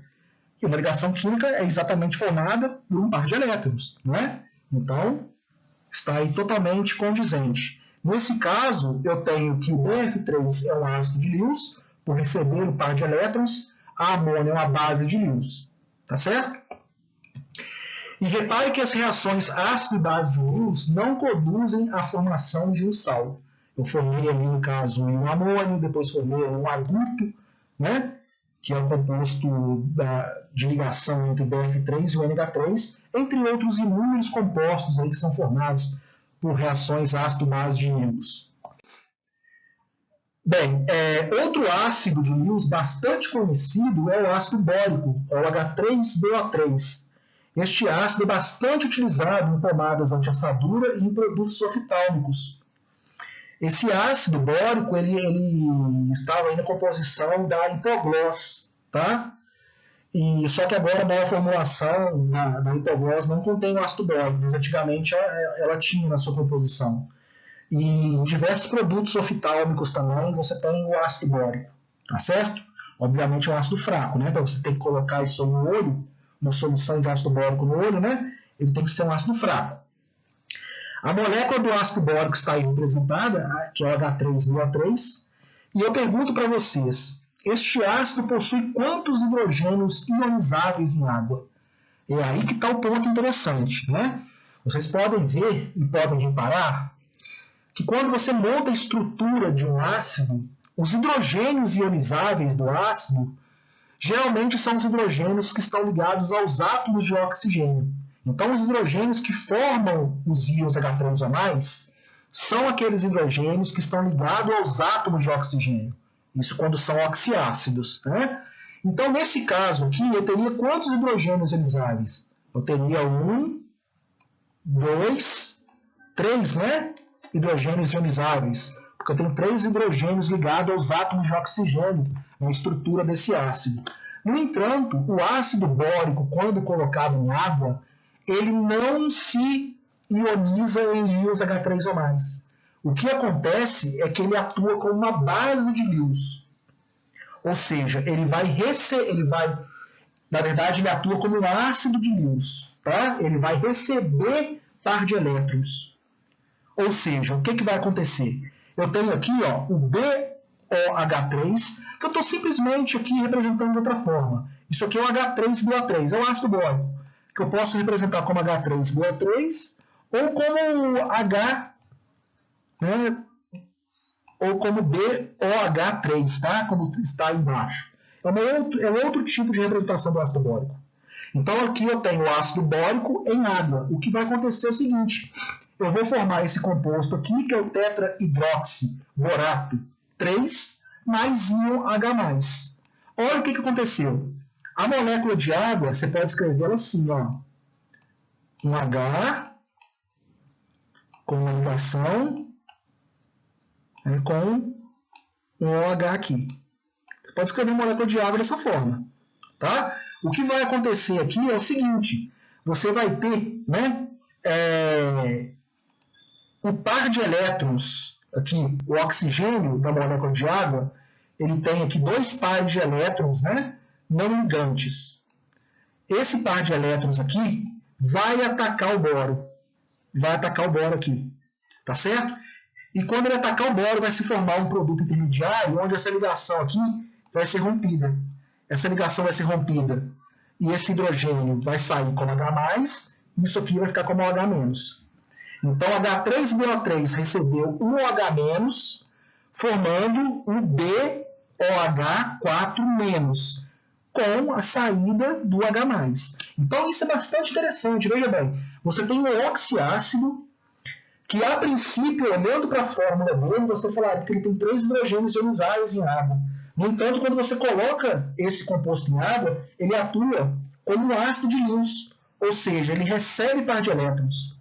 Tá certo? Então, isso é um comportamento bem interessante do ácido bórico.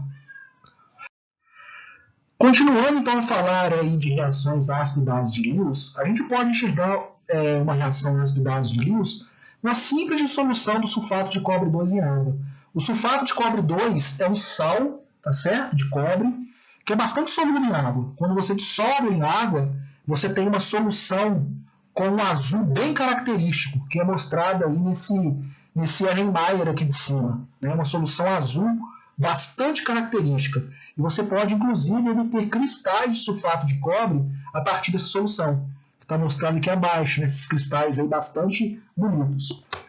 E quando você dissolve um sal de cobre em água, geralmente se forma uma solução azul. Isso não acontece só com sulfato de cobre, não, tá?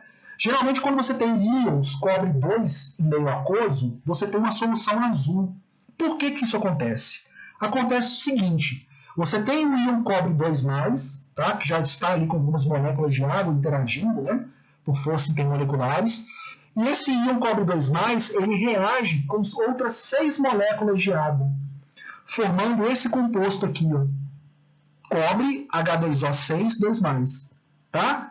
Isso aí é o hexa aqua cobre 2. A estrutura dele está representada aqui, tá vendo? Ele tem aqui, ó, o íon cobre 2+ aqui no centro. Esse aqui é o íon cobre 2+, tá vendo? Ligado aí covalentemente por 6 moléculas de água. É o hexa aqua cobre 2, é um aqua complexo, tá? Isso aí quem for do curso de Química vai fazer uma disciplina quase inteira de compostos de coordenação, que são os complexos, que são compostos dessa forma aí do hexa aqua cobre 2, tá bom? Essa reação, né, ela pode ser entendida como uma reação ácido-base de Lewis. Por quê? Porque a molécula de água ela tem 2 pares de elétrons livres lá no átomo de oxigênio. E o que vai acontecer? Esse par de elétrons aqui, ele vai o quê? Atacar o íon cobre 2+, formando aí 6 ligações químicas, tá certo? Com as moléculas de água. Nesse caso, então, as moléculas de água que vão ceder par de elétrons vão ser bases de Lewis, e o íon cobre 2 que vai receber par de elétrons é um ácido de Lewis. Tá bom? Então, aí a água é uma base de Lewis e o íon cobre 2 é um ácido de Lewis. E, na verdade, o processo de hidratação de todos os íons metálicos pode ser entendido como reação ácido-base de Lewis, onde os íons metálicos são ácido de Lewis. Na verdade, os íons metálicos são considerados ácidos de Lewis, tá? Por poder receber pares de elétrons. E as moléculas de água, ao se hidratar, né? Ao hidratar esses íons metálicos, são as bases de Lewis. Então, eu tenho aqui a formação, nessa primeira reação, do aqua complexo de alumínio, tá? Que é o alumínio 3+, reagindo com 6 moléculas de água, formando o hexa aqua alumínio 3. Eu tenho aqui na segunda reação o ferro 3+, reagindo com 6 moléculas de água, formando o hexa aqua ferro 3. E tem o ferro 2, né? Estado de oxidação é mais baixo, reagindo com 6 moléculas de água, formando outro aqua complexo de ferro, que é o hexa aqua ferro 2. Tá bom? Mais uma vez, quem for do curso de Química vai fazer uma disciplina somente focada nesses compostos, que são os compostos complexos, ou compostos de coordenação. E aqui eu represento alguns exercícios para vocês, tá? Classifique cada uma das espécies de solução aquosa como ácido ou base de Bronsted, o HBr, o Na2- e o HCO3-.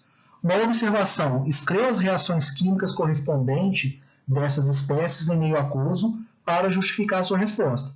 Não basta só falar que é ácido ou base, não. Eu quero que escreva a reação e me mostre que é ácido e base de Lewis, tá? Ou ácido ou base ou ambos, tá certo?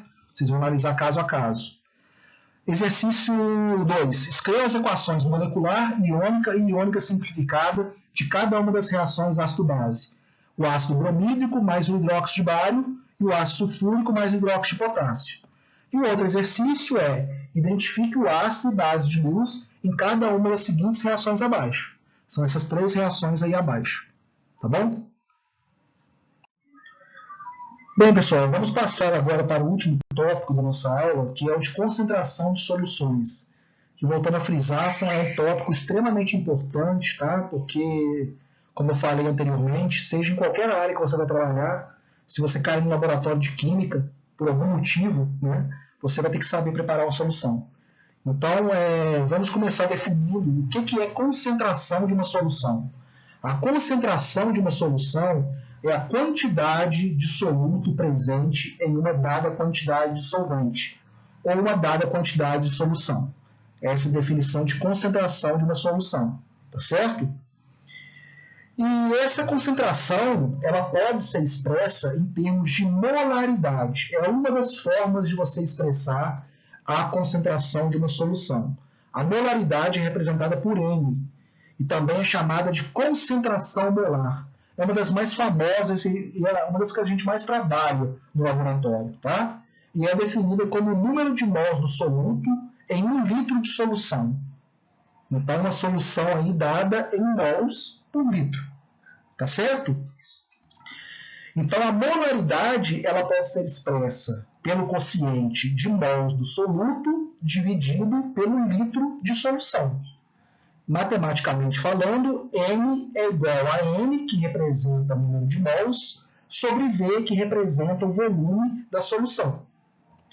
Então, aqui, por exemplo, uma solução 1,46 molar de glicose, que tem fórmula C6H12O6, ou seja, ela é 1,46 NC6H12O6, contém 1,46 mol do soluto, que é a glicose, em 1 litro total de solução. Por isso que ela é 1,46 molar de glicose. Tá certo? Por exemplo, qual a molaridade de 500 ml de solução contendo 0,730 mol de glicose? Basta você fazer o quociente. A molaridade vai ser igual ao número de mol de glicose dividido pelo número de volume, né, pelo volume da solução em litros. Então, aqui, 500 ml está aqui 0,5 litro. Tem que trabalhar com litro, porque o final lá, né, é dado em mol por litro. Então, esse quociente vai ter o valor de 1,46 mol por litro, ou 1,46 m. Tá certo? E vale ressaltar que, tal como a densidade é uma propriedade intensiva, como nós falamos, o valor da concentração de uma solução independe da quantidade de solução. Então, por exemplo, eu preparei 1 litro de solução a uma dada concentração, X. Com essa solução preparada, se eu retirar 500 ml, eu vou ter esses 500 ml com a mesma concentração. Tá certo? Então, a solução, né, a concentração de uma solução é uma propriedade intensiva. Ela vai depender do volume da solução, da quantidade da solução. Ok? Aqui você pode observar isso, né?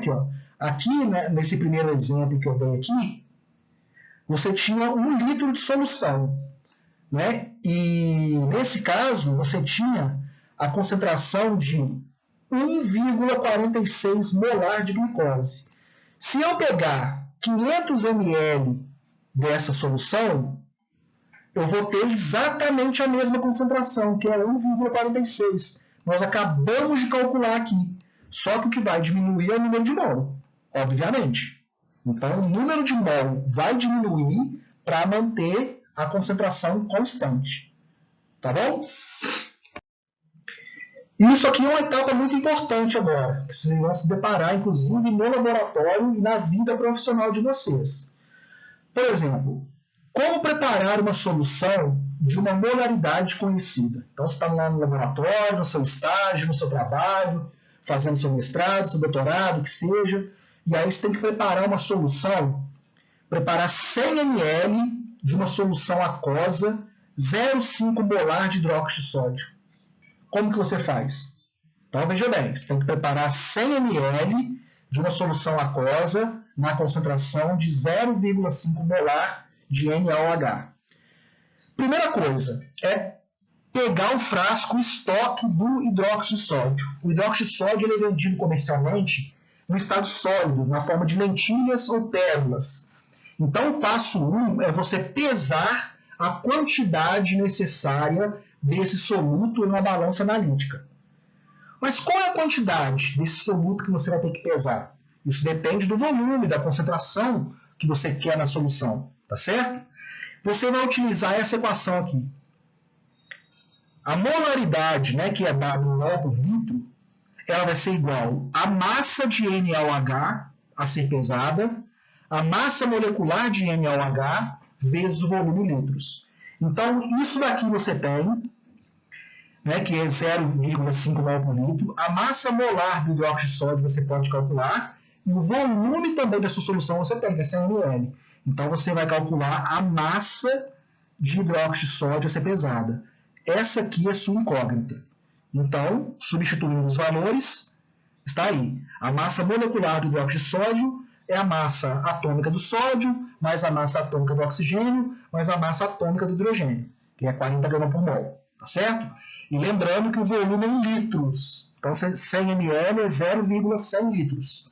Então, fazendo essa continha aqui, você vai obter uma massa de hidróxido de sódio igual a 2 gramas de hidróxido de sódio que você tem que pesar na balança analítica.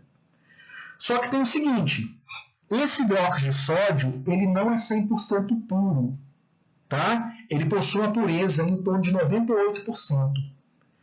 Então, significa que essa pureza de 98% vai significar o quê?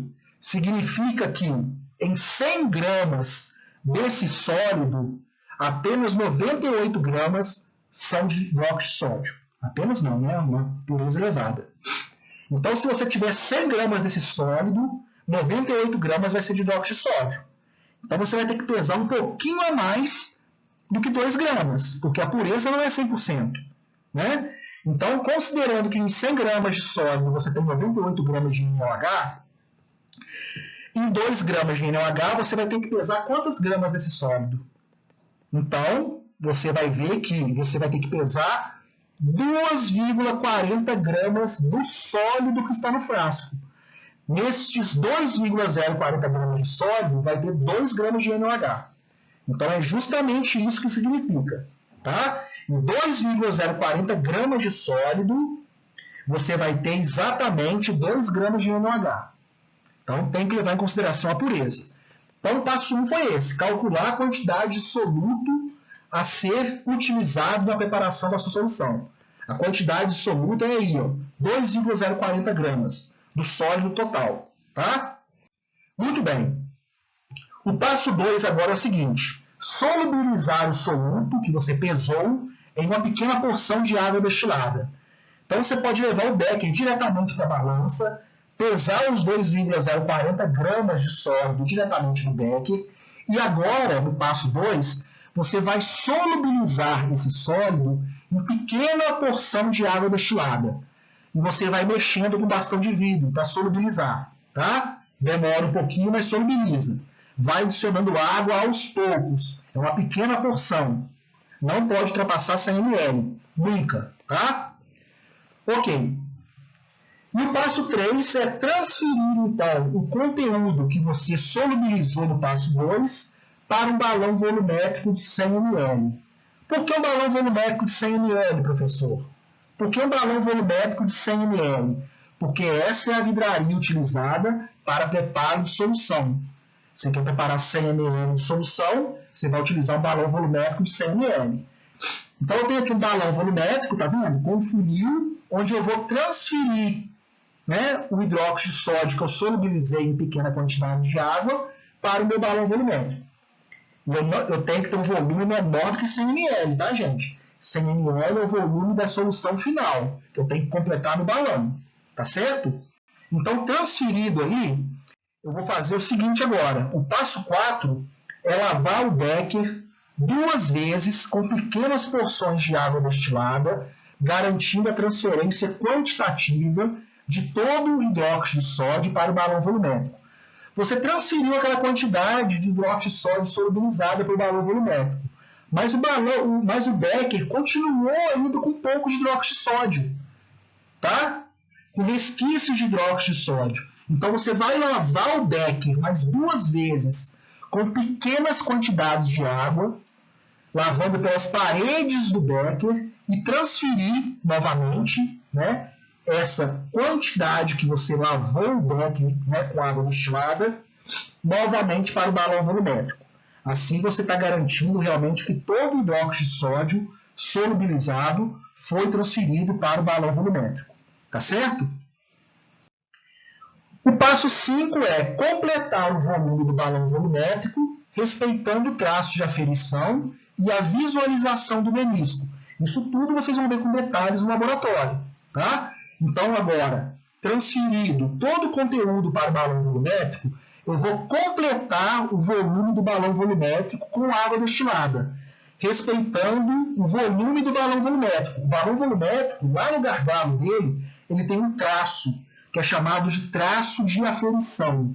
Você só pode preencher somente até esse traço de aferição. Se você preencher somente até esse traço de aferição, você vai garantir que tenha realmente 100 ml naquele balão. E como que você vai respeitar a leitura do menisco? O menisco, tá vendo? É essa dobra que dá aqui, ó, na curvatura do líquido, aqui, ó, tá vendo? Essa dobra é a curvatura do líquido. O ponto mais baixo da curvatura do líquido, ele tem que estar exatamente em cima do meu traço de aferição. Tá? Então eu tenho aqui, ó, a dobradura do líquido, né? E a parte mais baixa tem que estar em cima do meu traço de aferição. Isso aí também o professor de laboratório vai explicar bem para vocês. Mas tem que observar bastante isso, tá bom? E o passo 6 é o qual? É tampar o balão volumétrico com a sua tampa, né? Homogeneizar a solução, virando o balão de ponta cabeça várias vezes, segurando a tampa. Então você vai virar o balão de ponta cabeça várias vezes, segurando a tampa para homogeneizar a solução. Depois é só rotular a solução com o seu nome, que é o preparador da solução, né, o tipo de solução que é e qual a concentração, incluindo a data. Tá certo? Isso aí também o professor vai falar para vocês no laboratório. E aqui eu tenho um exercício. Quantos gramas de dicromato de potássio, K2CR2O7, são necessários para preparar 200 ml de uma solução cuja concentração é 2,16 molar? A resposta já está aí para vocês, tá? E pode considerar 100% de pureza. Outro exercício. Em um trabalho de bioquímica, um químico precisa adicionar 3,81 gramas de glicose a uma mistura reacional. Calcule o volume em mililitros da solução, 2,53 molar de glicose, que deve ser utilizada. A resposta também já está aí. Então façam esses exercícios, ok? Bem, vamos falar de um outro tópico bastante importante dentro de soluções, que é a diluição de soluções, que vocês podem se deparar muitas vezes também aí no seu dia a dia. O que consiste uma diluição? Vamos supor que você esteja no laboratório, no seu trabalho, onde for, que você tem uma solução muito concentrada e você tem que obter uma solução para ser utilizada um pouco mais diluída. O que você tem que fazer? Você vai ter que pegar a solução concentrada e diluir para obter a solução mais diluída, tá certo? Então essas soluções concentradas geralmente são muito utilizadas no laboratório para diluição. Então as soluções concentradas são normalmente armazenadas em local apropriado e usadas no laboratório quando necessário. Frequentemente, essas soluções armazenadas são diluídas antes de trabalharmos com elas. Então, olha a definição de diluição. A diluição é um processo de preparação de soluções menos concentradas a partir de soluções mais concentradas. Então, como que eu vou produzir uma solução menos concentrada a partir de uma solução mais concentrada? Como que eu faço essa diluição? Eu vou colocar água. Geralmente eu tiro uma porção da minha solução concentrada e adiciono água para diluir ela. Assim eu obtenho a minha solução diluída. Tá certo? É intuitivo, né? Olha um exemplo aqui. Eu quero preparar 1 litro de uma solução de 0,400 molar de permanganato de potássio a partir de uma solução 1 molar de permanganato de potássio. Então, essa solução aqui mais escura, aqui ao lado, ó, essa solução aqui mais escura é a solução concentrada, é a solução 1 molar de permanganato de potássio. E aqui é a solução diluída que eu preparei a partir dela. Então, eu vou retirar uma certa quantidade dessa minha solução concentrada, vou colocar água e vou preparar a solução diluída. Tá certo? A primeira pergunta a se fazer é a seguinte: quantos ml da solução mais concentrada eu devo utilizar? Até chamei ali de XML, né? Qual a quantidade em mililitros, por exemplo, que eu tenho que pegar da minha solução concentrada para preparar a solução diluída, nesse caso?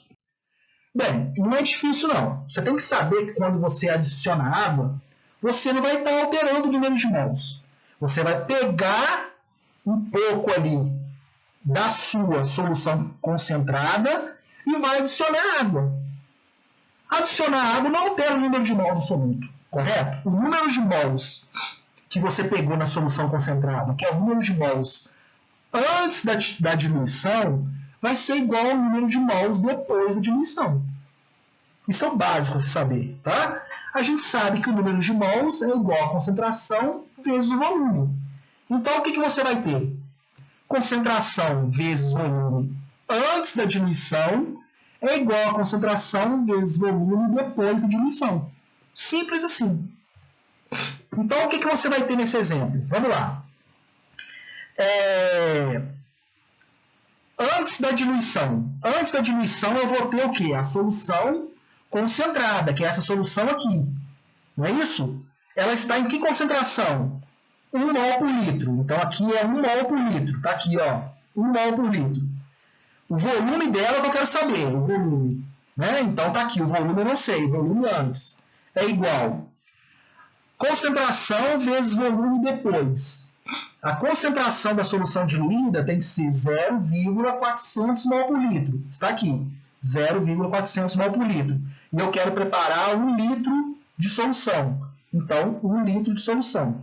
E fazendo essa conta, eu tenho que o volume antes, né, o volume a ser pegado da solução concentrada é de 0,400 litros, ou seja, 400 ml.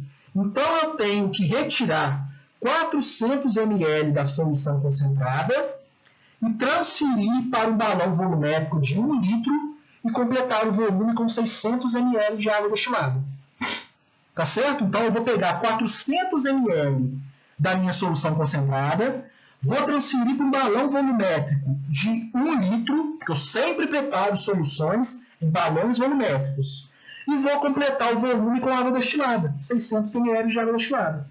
E aí eu vou ter 1 litro de solução de KMNO4 a 0,400 mol por litro, ou 0,400 molar. Tá certo? Isso é bem fácil. Então, essa equação aqui é a equação básica, né, da diluição. Ok? Pessoal, aqui é um exemplo bem prático de diluição de soluções que vocês podem encontrar no cotidiano de vocês, tá? Seja no trabalho, em algum laboratório que vocês estiverem, que é a preparação de uma solução diluída de ácido clorídrico a partir de uma solução concentrada, uma solução estoque. Então, você vai pegar uma quantidade da solução concentrada, diluir para obter essa solução diluída que você quer. Tá? Então, o problema fala o seguinte: preparação de 100 ml de uma solução 0,100 molar de ácido clorídrico a partir de uma solução concentrada, ou seja, uma solução estoque, de concentração 37% massa-massa ou 37% peso-peso. E o dado aqui bem importante também é que a densidade do ácido clorídrico é 1,19 grama por ml. A primeira coisa que você tem que fazer aqui, né, para simplificar todo o processo, é saber qual é a concentração do ácido concentrado em mol por litro. A molaridade dele. Se você observar o frasco do ácido clorídrico dado lá no laboratório, na solução estoque, você vai ver que esse ácido ele tem a sua concentração dada em porcentagem massa-massa ou porcentagem peso-peso. Então, você vai ter que transformar essa porcentagem para mol por litro. Para isso, você vai utilizar esse valor e o valor da densidade também que é encontrado no rótulo. Como que você vai fazer isso? Primeiro, você tem que saber o que significa essa porcentagem, 37% massa-massa. Então, o passo 1 é a concentração em mol por litro do HCl concentrado. Como que eu faço isso? Eu sei que 37% massa-massa significa o quê? Que eu tenho 37 gramas de ácido clorídrico em 100 gramas da solução concentrada. É isso que significa 37% massa-massa. Ou seja, né, é grama de ácido clorídrico por grama de solução. Por isso, massa-massa. Tá certo? Ou peso-peso. Então, eu sei que em 100 gramas de solução, eu tenho 37 gramas de ácido clorídrico. E olhando agora para a densidade, eu tenho o valor de 1,19 grama por ml. Tá certo? O que significa isso? Significa que eu tenho X gramas de HCl em 1,19 gramas de solução. É isso que significa densidade. Tá certo? Então, fazendo aí essa regra de 3, eu vou ter que X é igual a 0,44, ou seja, essa é a massa de HCl encontrada em 1 grama de solução concentrada. Tá certo? Bem claro isso? Essa aí é a massa de HCl em 1 grama de solução concentrada. Muito bem. Então, agora eu vou utilizar aquela equação lá de trás, do exemplo anterior. Molaridade em mol por litro é igual a massa de HCl, massa molar de HCl, vezes volume em litros. Tá bom? Você já tem aí, né, a sua concentração, você quer saber, na verdade, a concentração em mol por litro. E você tem todos os outros parâmetros. Olha só o que eu fiz. Eu substituí a massa de HCl aqui, 0,44. Eu tenho a massa molar do HCl, né, que é calculada a partir da tabela periódica, e tenho 0,001 litros, que é 1 mililitro, né?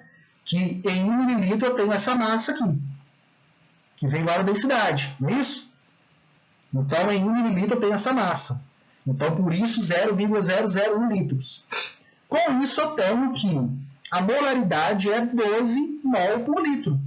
Simples. Achei a concentração do ácido clorídrico concentrado. É a concentração do ácido clorídrico do frasco estoque.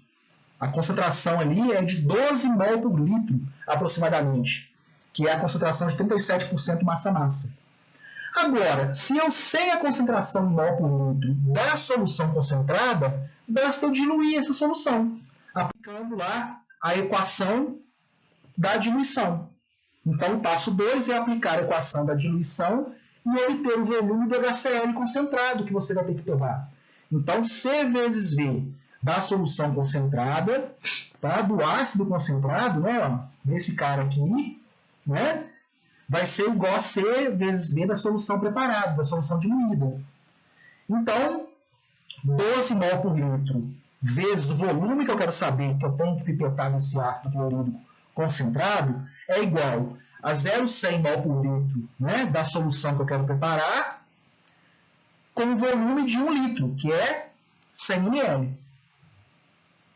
Pronto. Né? Com isso, eu vou ter que o volume da solução concentrada é aproximadamente 0,83 ml.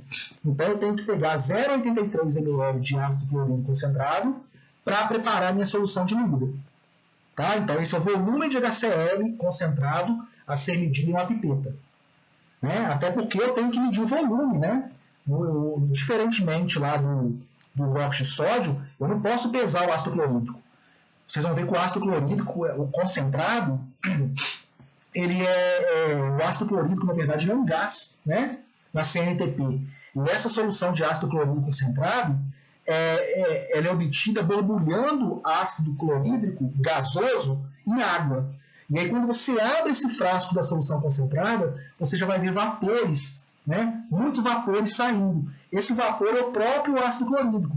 Então, pensa bem se você for pesar uma solução de ácido clorídrico. Até que você leve o becker para a balança, pesa o ácido clorídrico, você vai ter esse gás escapando. Né? E você vai ter medidas de erro de massa. Então, quando você tem uma solução concentrada de ácido clorídrico, o mais certo é você pegar essa solução e medir o volume dela. da solução concentrada e diluir, tá certo? Então, o volume da solução concentrada é 0,83 ml. E o procedimento para o preparo da solução, então? Como que vai ser lá no laboratório? Bem, você vai ter aqui no bekerzinho o ácido clorídrico concentrado, ou no beker, tá? Ou aqui no frasco, tá? Do estoque. Você vai pipetar, né, 0,83 ml desse ácido concentrado, vai transferir esse 0,83 ml para um balão volumétrico de 100 ml, porque você quer preparar 100 ml de solução, correto?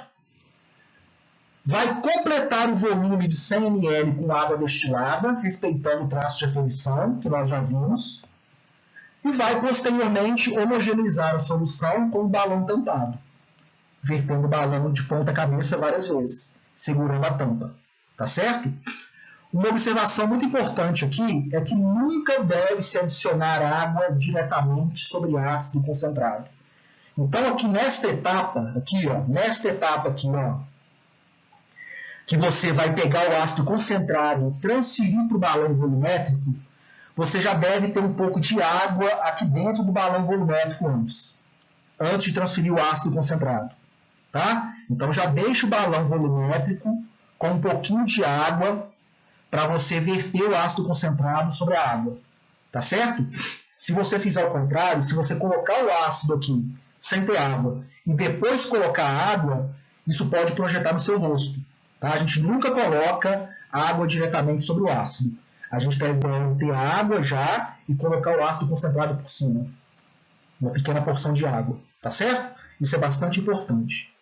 E esse preparo de solução que eu mostrei aí, tanto o preparo de solução partindo de um soluto no estado sólido, que foi o hidróxido de sódio, como soluto, né, dado aí por uma solução já concentrada que você tem que diluir, são dois métodos de preparação de soluções que vocês têm que saber. Tem que saber, tá bom? E aqui eu tenho alguns exercícios, né? Descreva como preparar 5 × 10 a 2 ml de uma solução 1,75 molar de ácido sulfúrico a partir de uma solução estoque de 8,61 molar deste ácido. 2. Como preparar 2 × 10 a 2 ml de uma solução 0,866 molar de hidróxido de sódio a partir de uma solução estoque de 5,07 molar desta base. Exercício 3. Qual a concentração final de uma solução 0,6 molar de NaCl se o seu volume for duplicado e o número de mols do soluto triplicar? 4.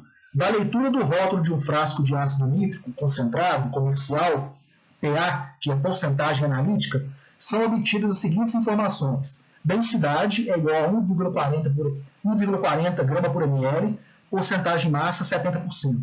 A partir dessas informações, calcule a concentração molar do ácido nítrico concentrado.